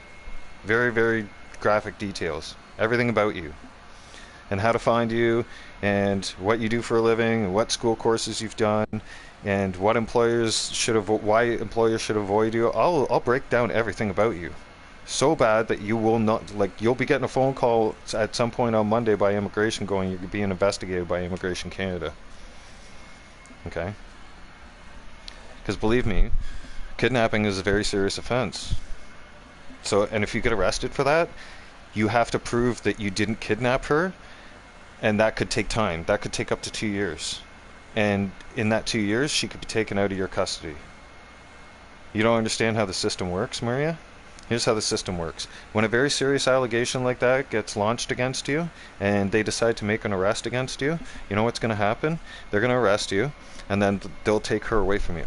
Because not only are you psychologically abusing her, but you kidnapped her, and they'll separate the kidnapper away from the child. They'll return the child to the original parent, which will be me, okay? You won't be able to be around her, and you'll have to fight for your rights to be able to see her, okay? And I have all the advocates standing behind me ready to go. So don't push me to this point, because I'm ready to go. I'm ready to launch that serious allegation against you. I'm ready to see it all the way right to court. And you know damn well that if I push it all the way and take you all the way to trial, you will lose. Because you lost the last trial. And I proved my innocence. Now, when we go to prove that you kidnapped somebody on false pretenses, they will find you guilty because they already found you guilty of false pretenses. So they'll revert back to the previous trial, and they'll say, you took her away from me under false pretenses. And then once those false pretenses turned out to be proven false, you still kept her from me under false pretenses. Which automatically makes you guilty. You're gonna need a damn good lawyer. Okay? I know I just ruined your Friday, right? And you know what? You should be scared, because I'm about to push you to your limit, right? So, last chance, last warning. It's 7 o'clock in the morning. I'm gonna give you till 4 o'clock. Either get a hold of your lawyer. You know, if you want to fight me, fight me. If you think you can do battle with me and win this war, go ahead, try. And I'll put us front and center on social media, and we'll see who wins.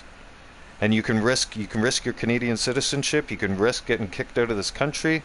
You can risk being socially destroyed, because they're not going to believe you. They are going to believe my story because I have all the facts and I have all the evidence to back up my story, Maria. You don't.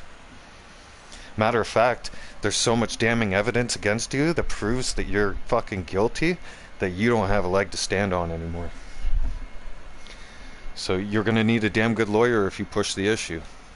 So I hope you have a lot of money to do it.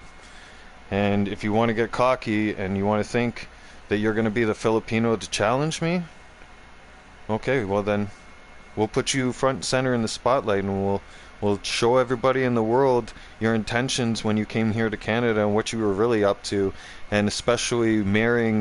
Here, I'll drop just a small hint.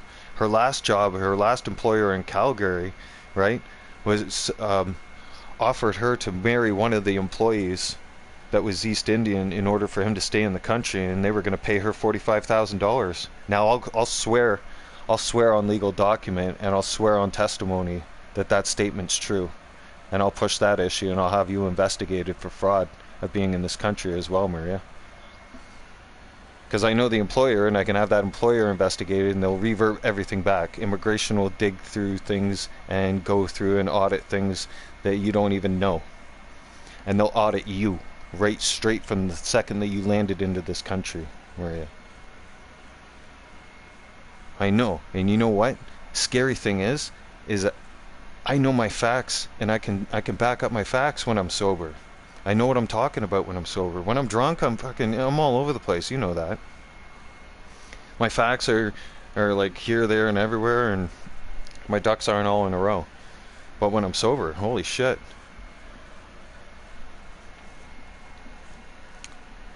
Yeah, I know you guys have different laws in the UK, and I really don't care.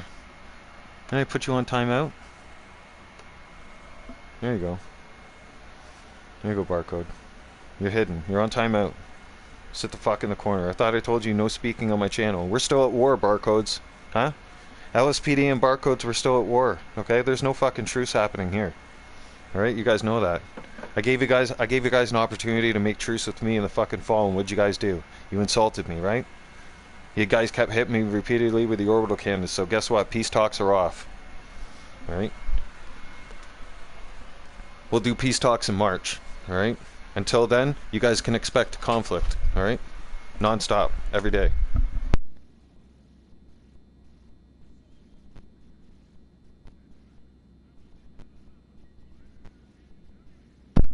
Barcodes, I'm going to make it very clear, and I'm going to make it very clear right now. I am not going to have any one of our clan members from LSPD all over the world. I'm not going to turn around and tell any one of our allies to stop the war with you shitheads. Because you guys turn around and broke negotiate.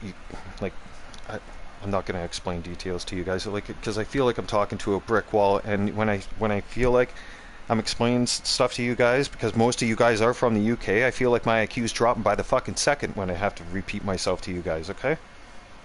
How many times? You guys are griefing pieces of shit. I've caught you guys so many times in the lobbies, right? And most of you guys are from the UK. Most of you guys barcode and hide your accounts, and you're little coward bastards, okay? Right? You're griefing pieces of shit, right? Wankers, as you fucking call each other, right? And that's what you are, right? And you deserve to be punched in the fucking throat. Now, calm the fuck down. Get over yourself. Stop messaging me on my fucking channel, number 2. Or there's going to be no fucking peace talks in March. Alright? I'll move peace talks from March to fucking July. Alright? And the war will keep going. The war is, as of now, until March 1st, we'll turn around and do peace talks. Okay?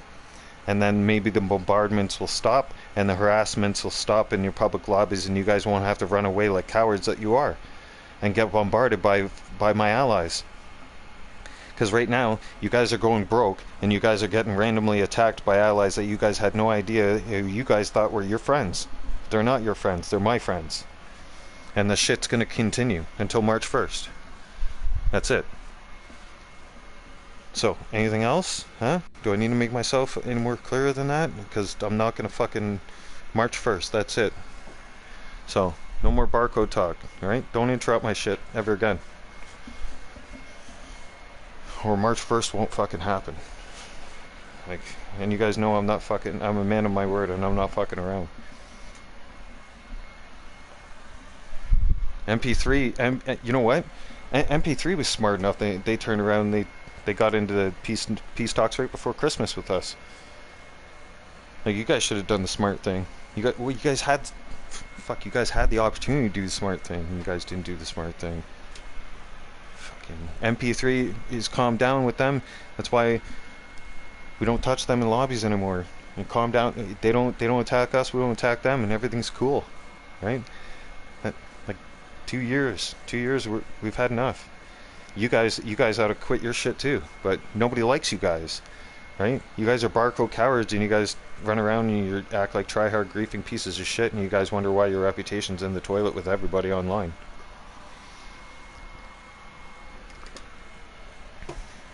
It's like sooner than later, Rockstar's just gonna ban accounts that are barcoded. Oh, spoiler alert. Uh-oh. Bet you guys didn't know that, but now you do. Yeah, GTA 6 is about to be dropped, and yeah, Rockstar's gonna be doing some new moderating, right? So, if you think moderators like me are bad, I'm nothing, okay? I'm fuck all. Like, literally, I'm nice, believe it or not. Hey, I'm lenient. Okay? You guys think I'm a hard ass. You guys haven't even met anybody worse than me. Yo, I know moderator. I know people who are worse than me, man. Higher levels too. You think I'm bad, man. I hear you guys complaining about me, and I smile and I laugh, and I just think, like, if you only knew.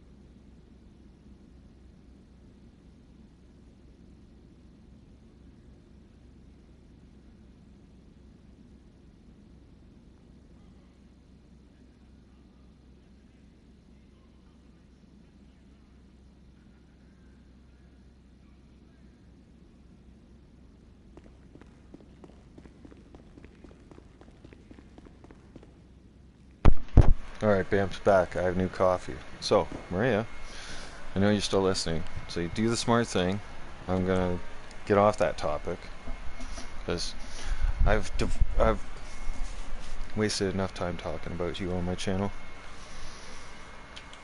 If you want me to continue talking about me, it's gonna be either I'm exposing you for all your shit later on, or hopefully you'll use whatever little brain cells that are left inside your head.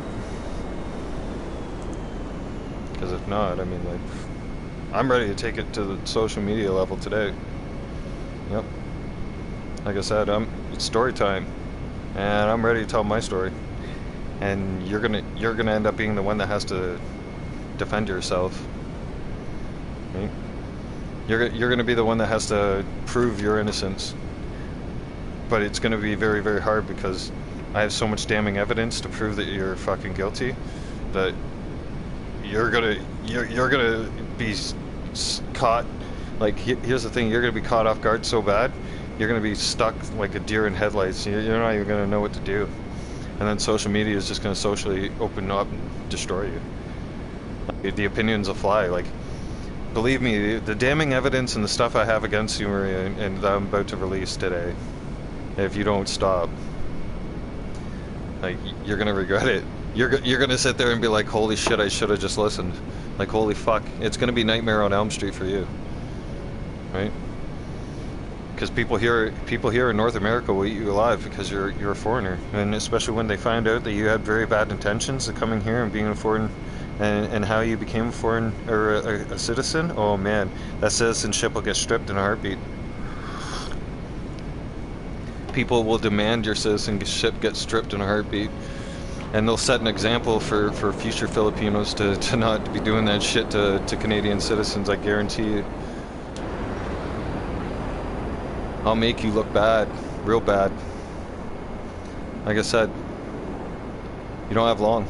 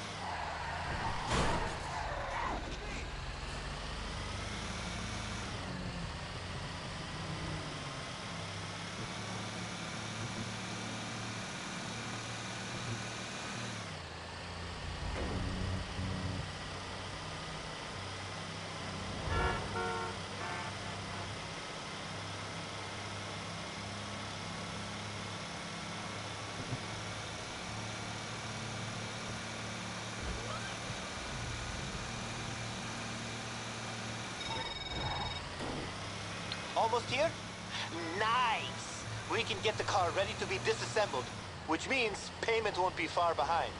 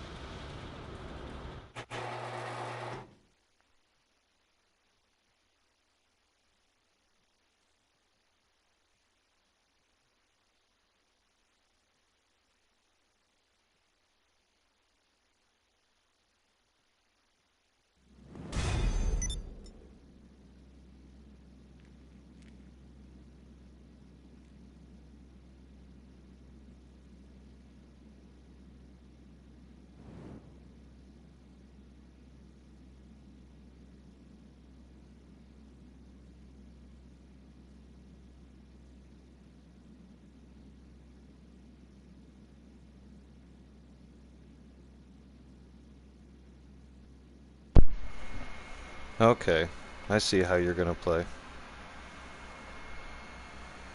You wanna block me, huh? You wanna ignore me on WhatsApp, Clarice? Sansano. You think I'm joking around? Maria Clarissa Sansano? Do you think I'm joking? I'm not joking. Okay? Your father's name is Arturo Sansano. Okay? Your mother's name is Alice Sansano. Your family's turned around and lied to the Canadian government to try and get your family members into this country. Shall I continue? I think you should unblock me from WhatsApp real quick. Because you know what time it is? It's 7:29. Do you know what? Federal government offices open at 8:15. I'll tell you the first phone number I'm going to be calling at 8:15. If you don't unblock me and talk to me like a civil person.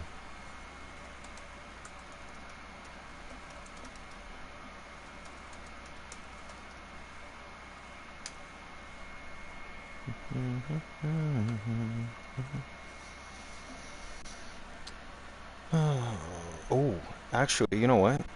Immigration opens soon. They open at 8 a.m. Canada Immigration opens at 8 a.m. They even have a website and everything. And a phone number.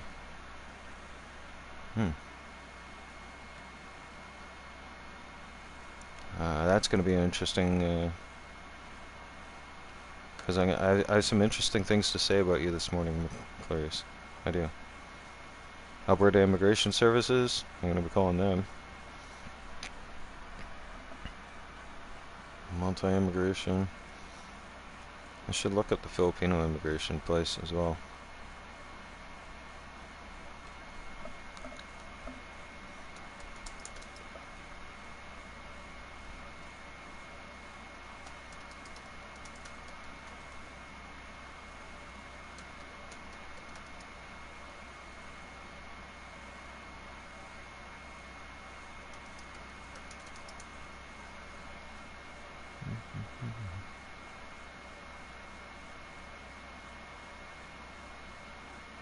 Oh, perfect.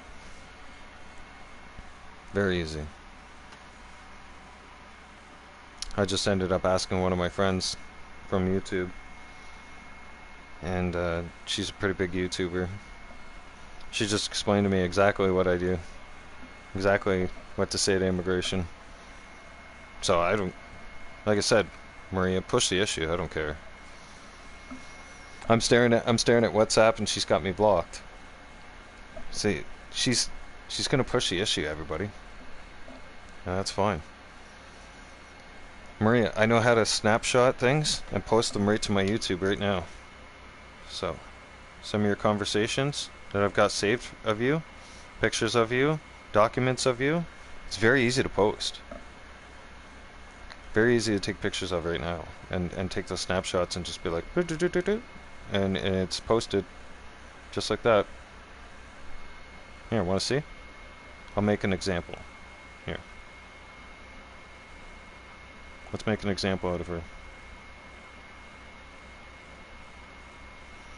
She doesn't think we're being serious.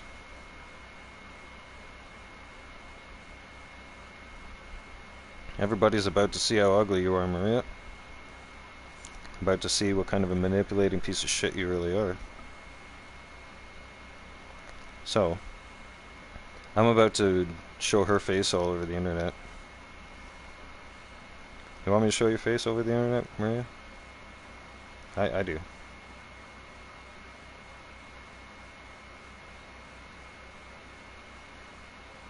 Ooh, I should share this picture where she's wearing red and she's so proud to get her Canadian citizenship. I should share this because she's such a vindictive piece of shit, two-faced person that she'll suck and fuck her way to get a citizenship, but the citizenship people don't know what she actually did and what her plans were. Now I'm going to go very public with what Maria did. Maria, I'm going very public right now. You know what? Your intentions when you came here to this country was to get impregnated by a Canadian citizen. You were even explaining that and sharing that information when we were over there and visiting your place at the compound over in the Philippines. You didn't think I understood Tagalog, but I did. Right? You also plotted and planned to kill me over there. That's why Luke kept saying was scared for my safety over there and didn't trust you. If my best friend didn't trust you, there was a reason why, right? And I should have listened to him. Now, furthermore, I don't trust you with my daughter. So, within the next 30 minutes, I'm going to be getting on the phone to immigration. Actually, in 25 minutes. Because you pushed me. I told you not to block me. And I told you just as simple. Contact me. That's it. Be civil. Be a civil fucking person. Be a parent. But you don't want to be a parent. You don't want to be a civil person. So, that's fine. We'll make you humble. It's not a big deal. Right? We'll just start exposing your shit in the next 25 minutes. And I'll start by doing a live stream, and I'll put immigration on I'll put immigration on speakerphone, and I'll let everybody hear the complaint I'm gonna make to immigration about you. And I'm gonna give all the details about you to immigration, and I'm gonna let everybody hear about it on live stream. That's how far I'm taking this. Because see, you took it very far in Calgary back in 2020, so now it's my turn. Now you're gonna see how far I can take things, and there's not a fucking thing you can do about it. The only thing you can do about it right now is do the smart thing and get on WhatsApp and agree with me that hey, okay, fine. I'll allow her to be in your life. And I'll honor that. And I'll let you start seeing her. Because if you don't, in the next 25 minutes, I'm not going to give you till 4 o'clock. I was going to give you till 4 o'clock and give you leeway. Now I'm just going to give you 25 more minutes. That's it. Just got a countdown now, everybody. Remember when the U.S. gave Iraq a countdown to bomb Iraq? I'm giving Clarissa Sansano a countdown before I call immigration at 8 o'clock. And then we're going to do it live. And then she can listen to it. She can listen to how serious we are. Here, matter of fact, here. We're going to dial up the number right now, just so she knows that we're being serious.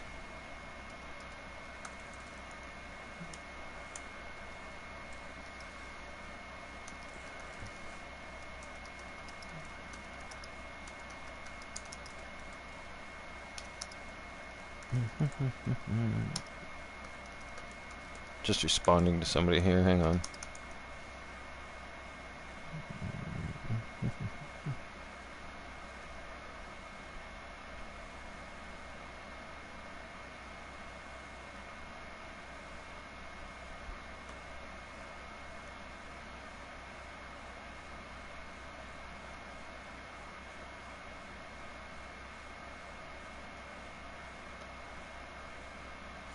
Ooh. Oh, I don't even have to wait. I can contact Border Services right now.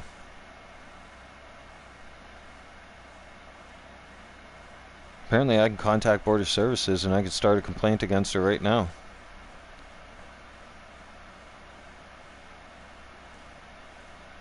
I just got given a phone number and everything.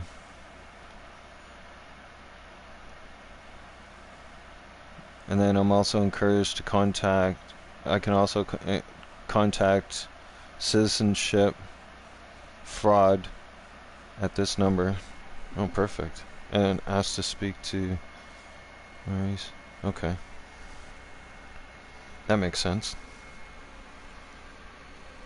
Man, things are really going to get put in motion today.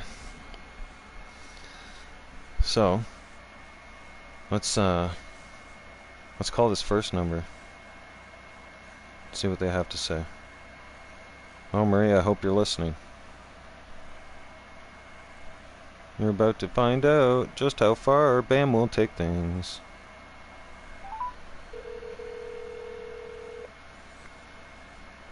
My haters didn't think I'd call the FBI and work with them. To the Canada Border Services Agency's Border Information Service, BIS. Bienvenue au service d'information sur la frontière, CIF, de l'Agence des services frontaliers du Canada.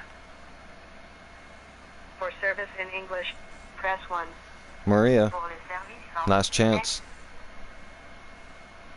Please note that Things are about to get real.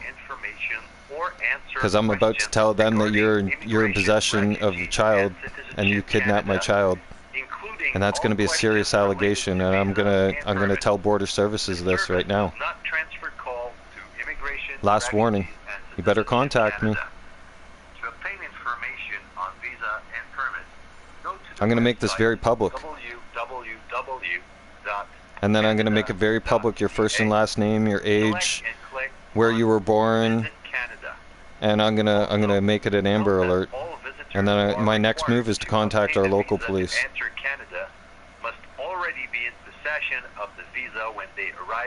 Your day is about to get really bad.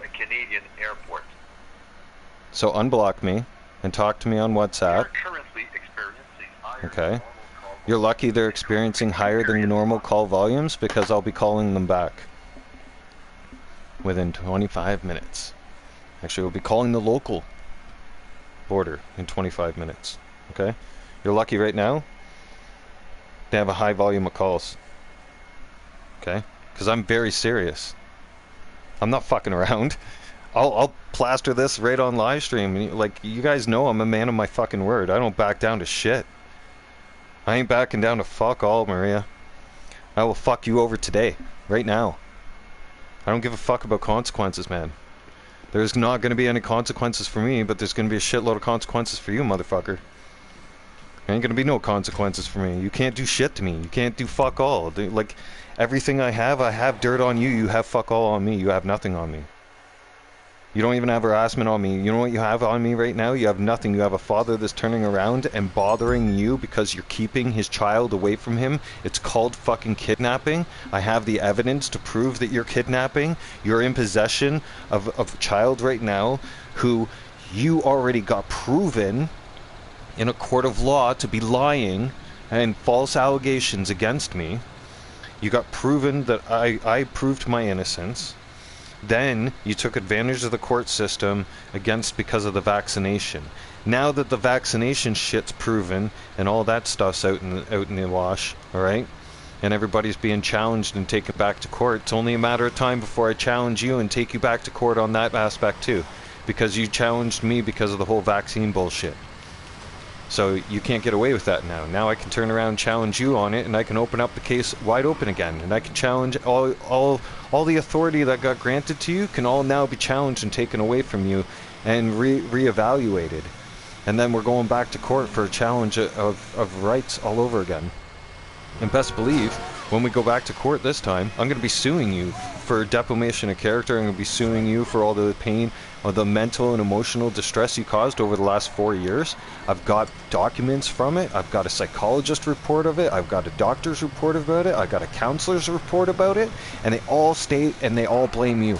All the fingers get pointed on you and the psychological abuse that you put me through for the last 4 years. And there's medical document evidence backing it up. And guess what? Here's the thing. I can talk the talk and I can walk the walk because I can back up the talk because I have the documents to back it up, Maria. That's the thing. Those documents, those doctors will submit those documents and those letters to the courts, to the family court, backing up that you are a narcissist person. A psychologist has deemed you a narcissist person without even talking to you, Maria. They have diagnosed you to be a two-faced narcissistic person. Okay? You are. That's why you avoided counseling. That's why you avoided getting any kind of help, because you won't admit you're wrong. Ever. You're a very dangerous person, Maria. Okay? You're a narcissist. You're a liar. You're very vindictive. You cheat, plot, and plan things behind people's back to get your own way, to benefit your own benefit. I've got evidence against that as well. I'm about to socially destroy your life, and I'm going to sit back and laugh with some popcorn while everybody socially chews you out a new asshole, and you frantically look for a lawyer because you're gonna have to fight to stay in this country, and you're gonna have to fight to fight a kidnapping charge. Because a kidnapping charge is serious, Maria. As soon as they slap you with a kidnapping charge, you're going to jail today. If I push the issue today and demand that you get arrested today and want you charged, and if an officer deems that there's enough evidence to put it there, to put the charge through, they'll come and charge you, and they'll come and take you away, and they'll come and take our little girl away from you immediately.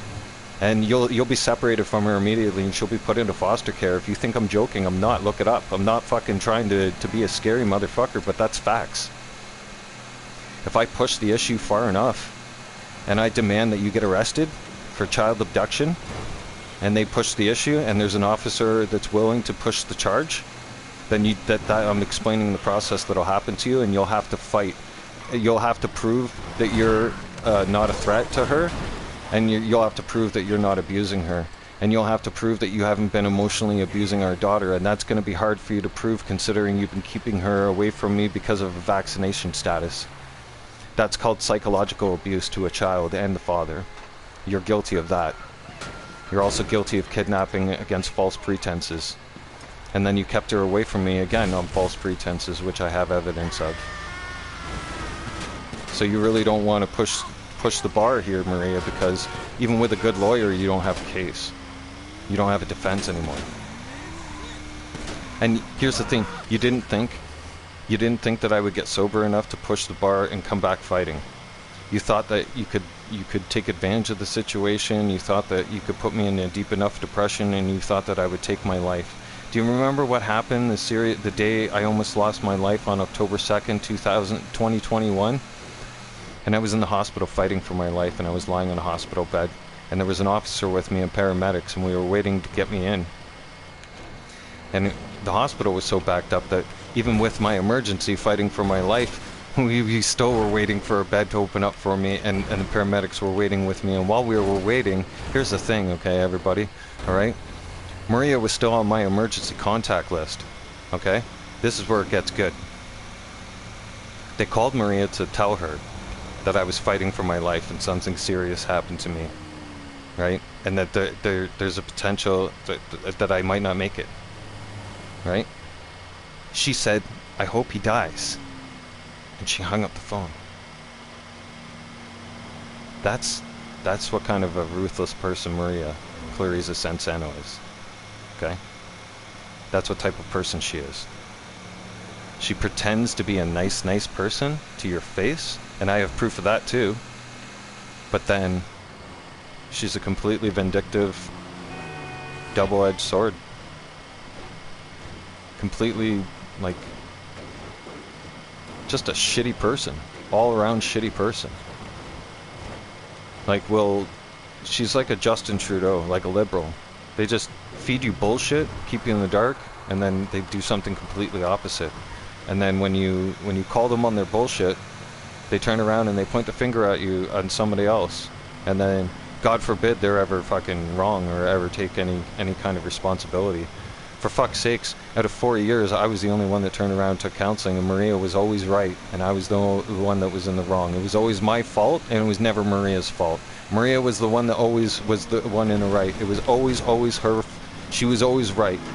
And she clearly made that, and she would always use phrases like, "How dare you," and stuff like that, and she would always point the finger back at me, but never ever would she, even when she was wrong, when she would be clearly in the wrong, would she ever turn around and admit that she was in the wrong and just apologize like a real fucking human being. No, she wouldn't even do that. No, she'd find some narcissistic, vindictive way to blame you, put you down, call you names, and start bullshit and gaslight you. And then, here's the thing. And if you don't believe me, okay, here's the thing. Out of all the years I was with Maria, she refused to go to counseling. Because I told her, I said, if you're the one that's always right and everything else, then don't be afraid to come to counseling with me. Then come to counseling sessions with me, right? Then come explain the same shit and the same two-way bullshit that you flip on me. Come explain that to a counselor and see if a counselor don't turn around and tell you that you're a two-faced and narcissistic fucking bitch. Right? See if a fucking counselor don't tell you that much. Because they're going to tell you that one for sure. That's why she avoided counseling, because she never went to counseling in the first place, because she can't stand it. She's a coward. She's a fucking coward. You know how I know she's a coward? When I was in the Philippines, okay, her father turned around and told me that she was a school bully. In high school, she turned around and tuned up a girl with her friends so bad. She beat up a girl so bad, they circle beat that girl and gave her life-altering injuries. Now, Maria, you're a fucking coward piece of shit. And you deserve everything that's coming to you in life, okay? And if that means that you're about to get royally screwed over, and you're about to get fucking karma, and you're about to get, like, everything that, like, humanly possible, like, you're about to get held accountable for shit that you need to be held accountable for. And, I mean, we've all given you chances to come clean, right? I've given you a chance right now. I mean, like, time's ticking, man. Time's ticking before I go back on speakerphone. In 10 minutes, I'm calling immigration when they open. And I'm going to make this live stream for everybody. I'm broadcasting it for everybody on live. And I'm going to explain to immigration what I'm explaining to everybody right now, but I'm going to go into much graphic detail. I'm going to go into much more detail about you, and then I'm going to start...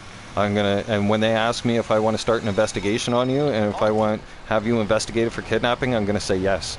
And then that's going to involve the local authorities, and then that's going to involve them to come to the house, and that's going to involve them for me to sign a document and sign a statement, a sworn statement, and I'm willing to do that today. This is how serious I'm willing to take things today, Maria. You took things on a serious note when we lived in Calgary, and you had me arrested under false pretenses. Well, these aren't false pretenses, so, and I'm willing to have you arrested though today. I'm willing to push the bar, and I'm willing to do whatever it takes and let the authorities know that I want you charged.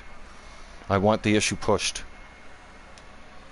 So, 10 more minutes and we call immigration. No joke. If you think we're joking, well, just tune in and listen. Right? See, everybody, Maria's playing with hot water right now, or well, no, she's literally playing with fire right now. She's taking her chances. She seems to think that I'm gonna just talk and I'm not gonna walk the walk, but I'm putting it out there right now as I'm speaking right now on live stream, and I'm opening up and speaking about it now, and I've already opened up and spoke about my struggle with addiction, with drinking and stuff like that. What makes you think I'm not going to open up about our personal life and share to everybody what you did in the last 4 years and then some? Huh? I'm not going to hold back.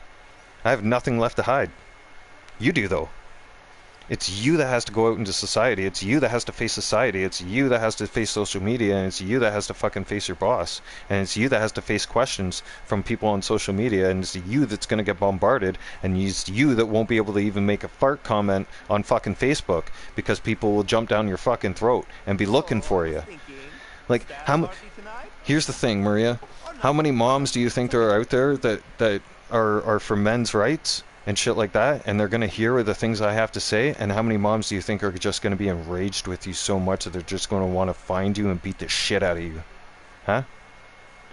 And that's not me threatening any harm on you. That's just like, that's a reality thing to digest. Like, that's how people take things on social media. People will look at things, people will look at our situation and listen to the story and get so enraged with what you did to me, they'll come after you, man. They will. I don't have to tell anybody anything. That's what I've been warning. That's why I've been I've been hesitating for so long, because I know that if I start sharing graphic details about what you've done to me in the last 4 years, you will become public enemy number one. They will hunt you down like the fucking vermin you are. I guarantee it. They will look for you on social media, and they will look to make an example out of you. You're a foreigner. You came to this country with bad intentions, and your bad intentions and your bad actions will get put front and center.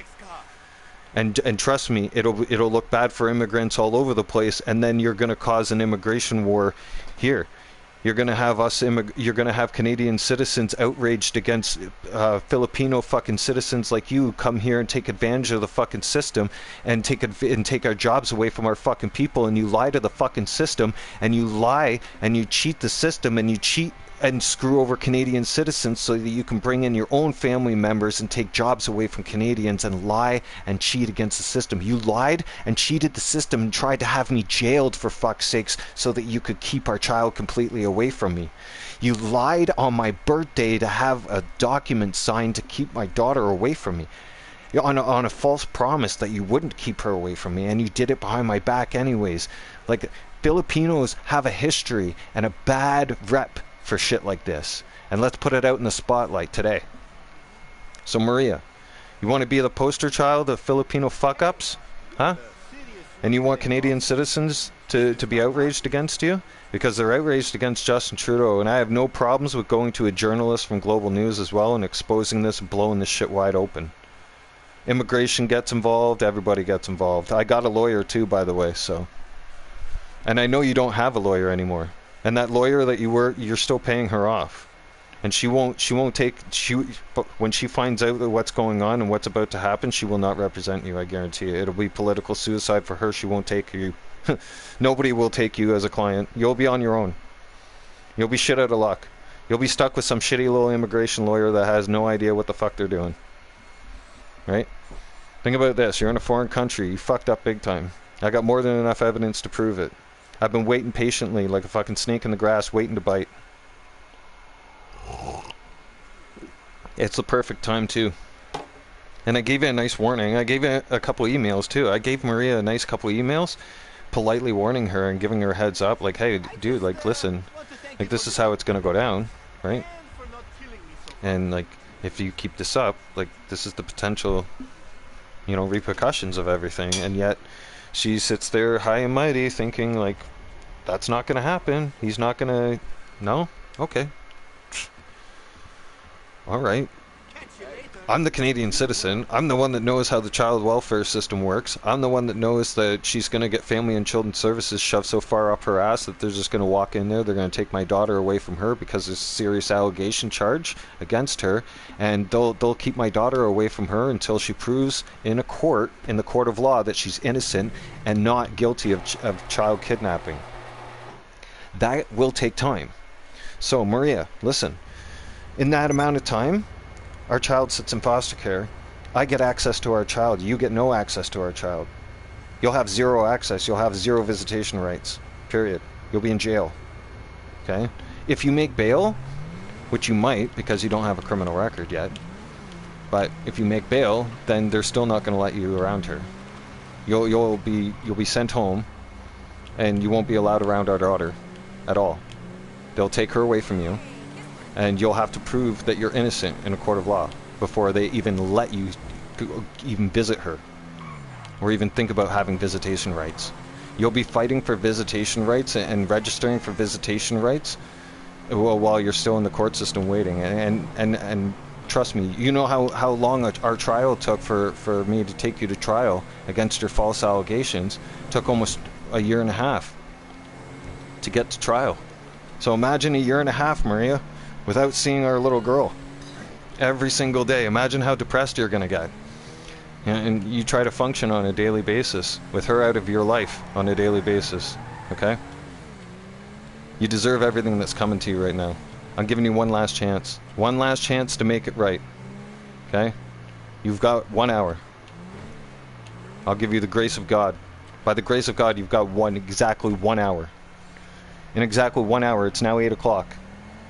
It's 8 o'clock Mountain Standard Time. In exactly 1 hour at 9 a.m. Mountain Standard Time, I will be making the following phone calls and posting it live streaming. Okay? Immigration Canada, alright? And our local police service to speak with a detective and go into graphic detail and to push the issue and the subject to have you charged with child abduction. Okay?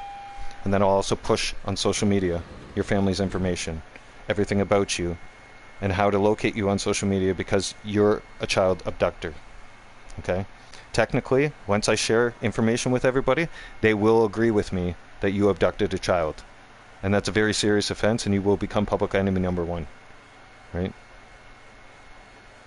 Don't fuck with me anymore, Cinciano. I'm not even kidding you. 1 hour, that's it. 1 more hour. That's all you have. I'm not playing any games. No more leeway after the next hour. After 9 a.m., you don't get any more leeway. Okay? 1 hour, that's it. Time starts now.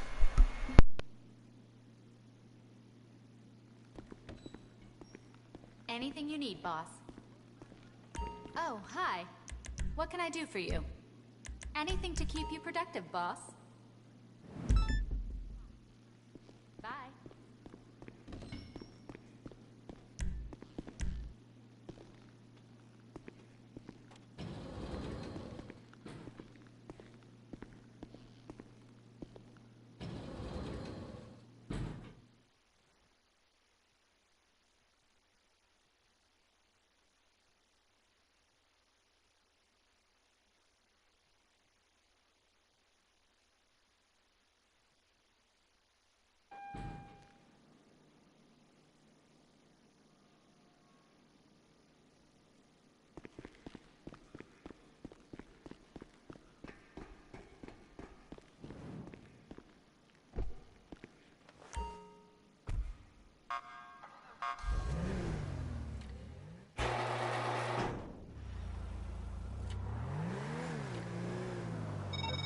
Hey, Jefa.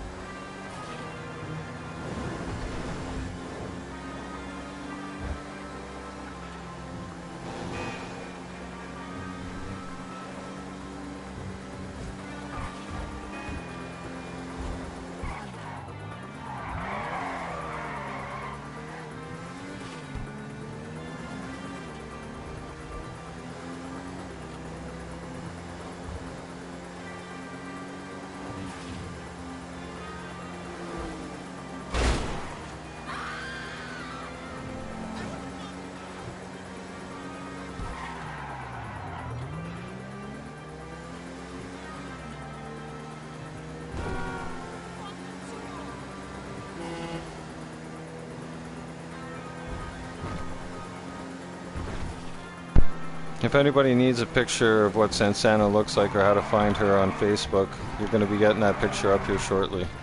I'm going to be posting it right on my YouTube as soon as I'm done this live stream.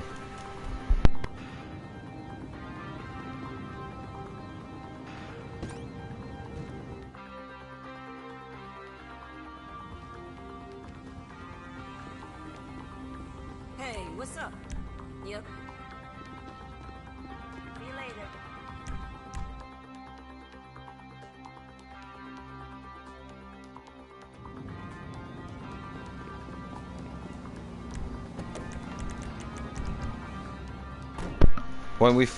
When I show you guys how to find her on social media, I'd like you guys to literally ask her a question, all of you. Keep asking her important questions, right? Of how she thinks she's entitled to keep the child away from the father. How she thinks she's more entitled as a parent over a vaccination status. Ask her what right she thinks she has over that, right? And I want everybody, even if you see her in public, fucking confront her. And confront her and ask her. And make her feel uncomfortable. Because she made me feel uncomfortable for 4 years. It's about time she knows how it feels. Right? Now we get to ask the important questions. Now we get to hold those accountable.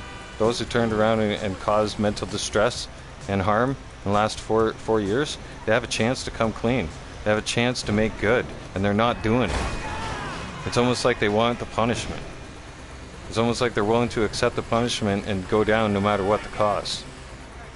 And even if that means losing their child. Like, Maria, you're about to lose our daughter for a long time. Because I'm going to make those very serious allegations against you today. Mark my words. You will be investigated. Remember the day before our daughter's birthday? When you got a phone call from the police? And they left you a message? Well, you didn't think it was serious then, man. You're about to find out. Because they won't call you this time. They'll just show up at your door. They'll be looking for you because there'll be a warrant. I know how the system works. I got more than enough damning evidence. There's everything in the system. All it takes is for me to turn around and push the issue and press for the charge to be laid. That's it. And I've been hesitating on it for the last 2 years. I've been trying to be the most patient man on earth. You have my child. You're holding my child hostage now. At this point, it's now a hostage situation. And I'm ready to go to war. So, and I will stop at nothing until you're held accountable. And until until the justice system turns around and runs you through the system and exposes you for the piece of shit that you are. I swear to God I will stop at nothing, and I will make sure that you get held accountable. Regardless if I lose the first time or the second time, I will not stop. I will keep bringing you back to court regardless. I will make it front and center, social media, everything, Maria. You won't be able to go, like I said, by the time I'm done with you, soon, and exposing everything about you, you won't be able to show your face in public. You'll have to move away from Canada. You won't be able to live around here. Like, I'll make sure you're public enemy #1. Because I'll expose you for being the two-faced person that you are. Because you right now, you pretend to be like this nice person to everybody. And once I show them exactly that you're not that person, you're going to look stupid. They're going to look at you differently. They're going to look at you and be like, whoa, this person's something else. This person... And who do you think they're going to believe, too? The Canadian citizen that was born and raised here? Or some foreigner who came here with bad intentions to get pregnant and get a citizenship so that she could stay here and start bringing her family members over here from the Philippines? I listened to that whole plan when we were there for 30 days over in the Philippines. I listened to how your family said to stay with me until you got pregnant and everything else. I listened to your whole fucking plan. And I kept my mouth shut. Now I'm about to expose everything about your family. I got documents. I got documents on the old computer of land, everything. I got everybody's birth certificates. I've got your sister's birth certificates. I got Aton's birth certificate. I got your birth certificate. I got your dad's. I got your mom's. I got everything. I got land titles. I got you name it. I got deeds. I got documents. I got all kinds of corrupt shit too that I can make public, very public. It's gonna get made very public this morning. Like I said, you better unblock me from fucking... Do the smart thing. You better unblock me from WhatsApp before I turn around and I start taking pictures of these documents in the next hour, and I'll start posting them on fucking YouTube. And everything will be out there in the open, and then I'll start segmenting what I'm doing right now. I'll start doing brief 20-minute episodes and briefly explaining new things about you each and every episode, and all about your family, leaving you left to just defend yourself. Because you'll have to defend yourself, you'll have no choice. But you'll be so swamped and bombarded by social media that you won't even have a chance to defend yourself or even get a word in, because people will be too busy giving you shit. Because facts are, Maria, I've got so much dirt on you and so much evidence on you that you wouldn't have a chance. People will be so outraged and angry with you that you wouldn't be able to fucking even... You won't be able to justify your actions. Like, are you really that stupid to go against a Canadian citizen who's lived in North America all his life? And I've been waiting for the perfect time to strike back. What's going on, Bobby Jones? Well, here's the thing, Bobby Jones. My ex turned around and decided that she was going to keep my child from me for the last 4 years, and I've given her 2 years now to finally come clean. Today is the day. I gave her today. Today is the end of day. Was the day that she stops keeping my child away from me. Right? and start being a civilized person, and stop hogging her all to herself and thinking that she owns our daughter. Like she does. She treats her like she owns my daughter, like she's a possession, like she's a fucking some kind of Filipino purse, like I don't know, Coach purse or some shit. Like Maria's that kind of fucking person. Like she's a materialistic person, and she's holding on to my daughter like she's some kind of material. Oh, I can't wait till my daughter's older, Maria. I can't wait till she's older and I explain some things to her about you. And I got evidence for that too. So if she turns around and questions it, and she looks at it, and Mom wouldn't do that? No. Guess what, sweetheart? I got the evidence. I got the proof. I got the screenshots. I got all kinds of shit that your mom did to me. I'm gonna let her see it all, Maria. Here's the thing, Maria. When our daughter gets older, I ain't holding back nothing to her. I ain't lying to her. You can lie to her right now all you want. You're gonna pay for that one. I guarantee. You think I'm mad, Maria? You think I get mad when I find out when you used to lie to me? And I used to get mad about that shit.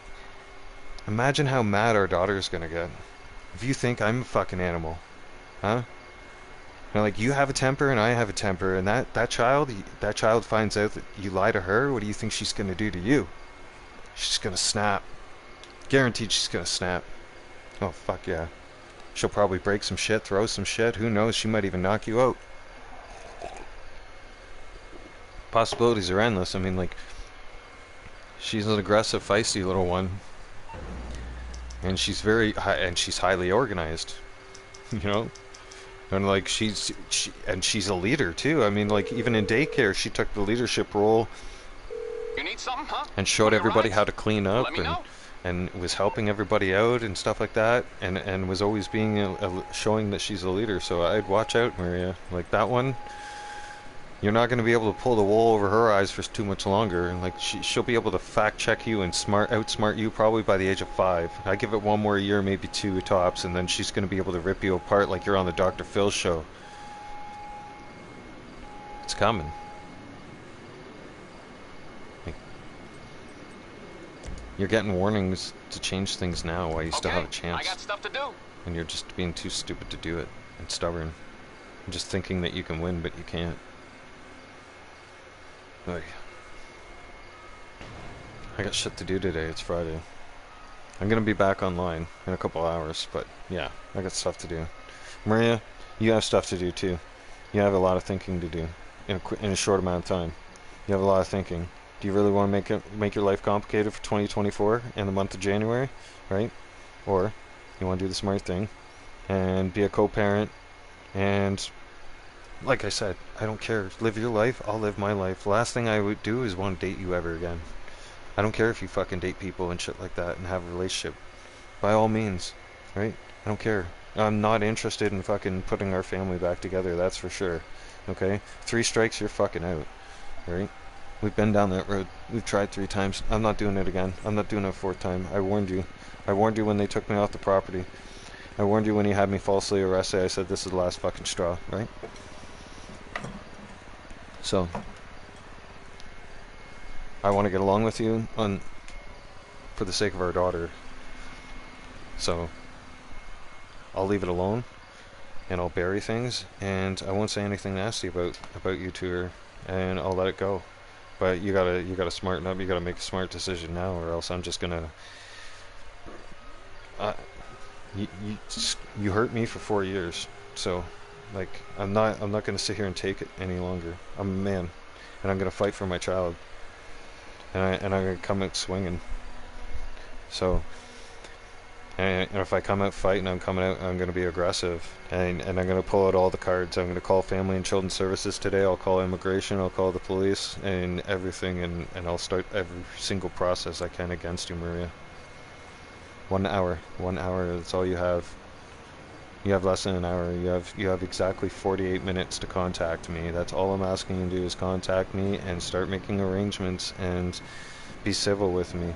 Because if not, I'm just going to get on the phone and I'm going to start making those phone calls, and I'm not even going to tell you about it anymore. Because I've had it.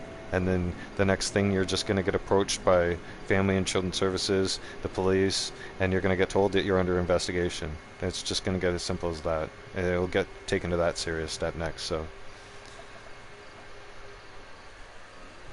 up to you. Push the issue, don't push the issue. If you want some advice, everybody, you guys should give her some advice right now, because she's a foreign immigrant that's only lived here since 2016 in North America. She's from the Philippines. She doesn't know how our laws work. She doesn't know how serious things are about to get for her. She might have gotten away with the false allegations at the time present, right?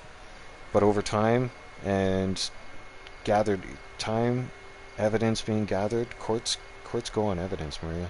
Courts go on facts. So, and facts all point out that you're guilty. Okay? And you're fucked with capital F if I turn around and take the legal action. And the only thing that's been saving your ass is me. Because I've been giving you enough grace to... I've been thinking about my daughter and about how hurt, that I don't want to inflict that hurt on you and that pain, and I don't want you to feel the loneliness and the emptiness that I have to feel being separated from our child. That's why I've been so humble, so hesitant to follow through with everything and make your life difficult, but you're making it so hard for me not to hold back anymore. You are. You're making it almost impossible for me to hold back anymore, Maria. I'm about, like, you're about to experience a world full of hurt and pain and loneliness that you don't want to go through, and I'm trying to save you from that. I'm trying to do the right thing, because nobody should have to feel the stuff that you put me through. So, do the right thing.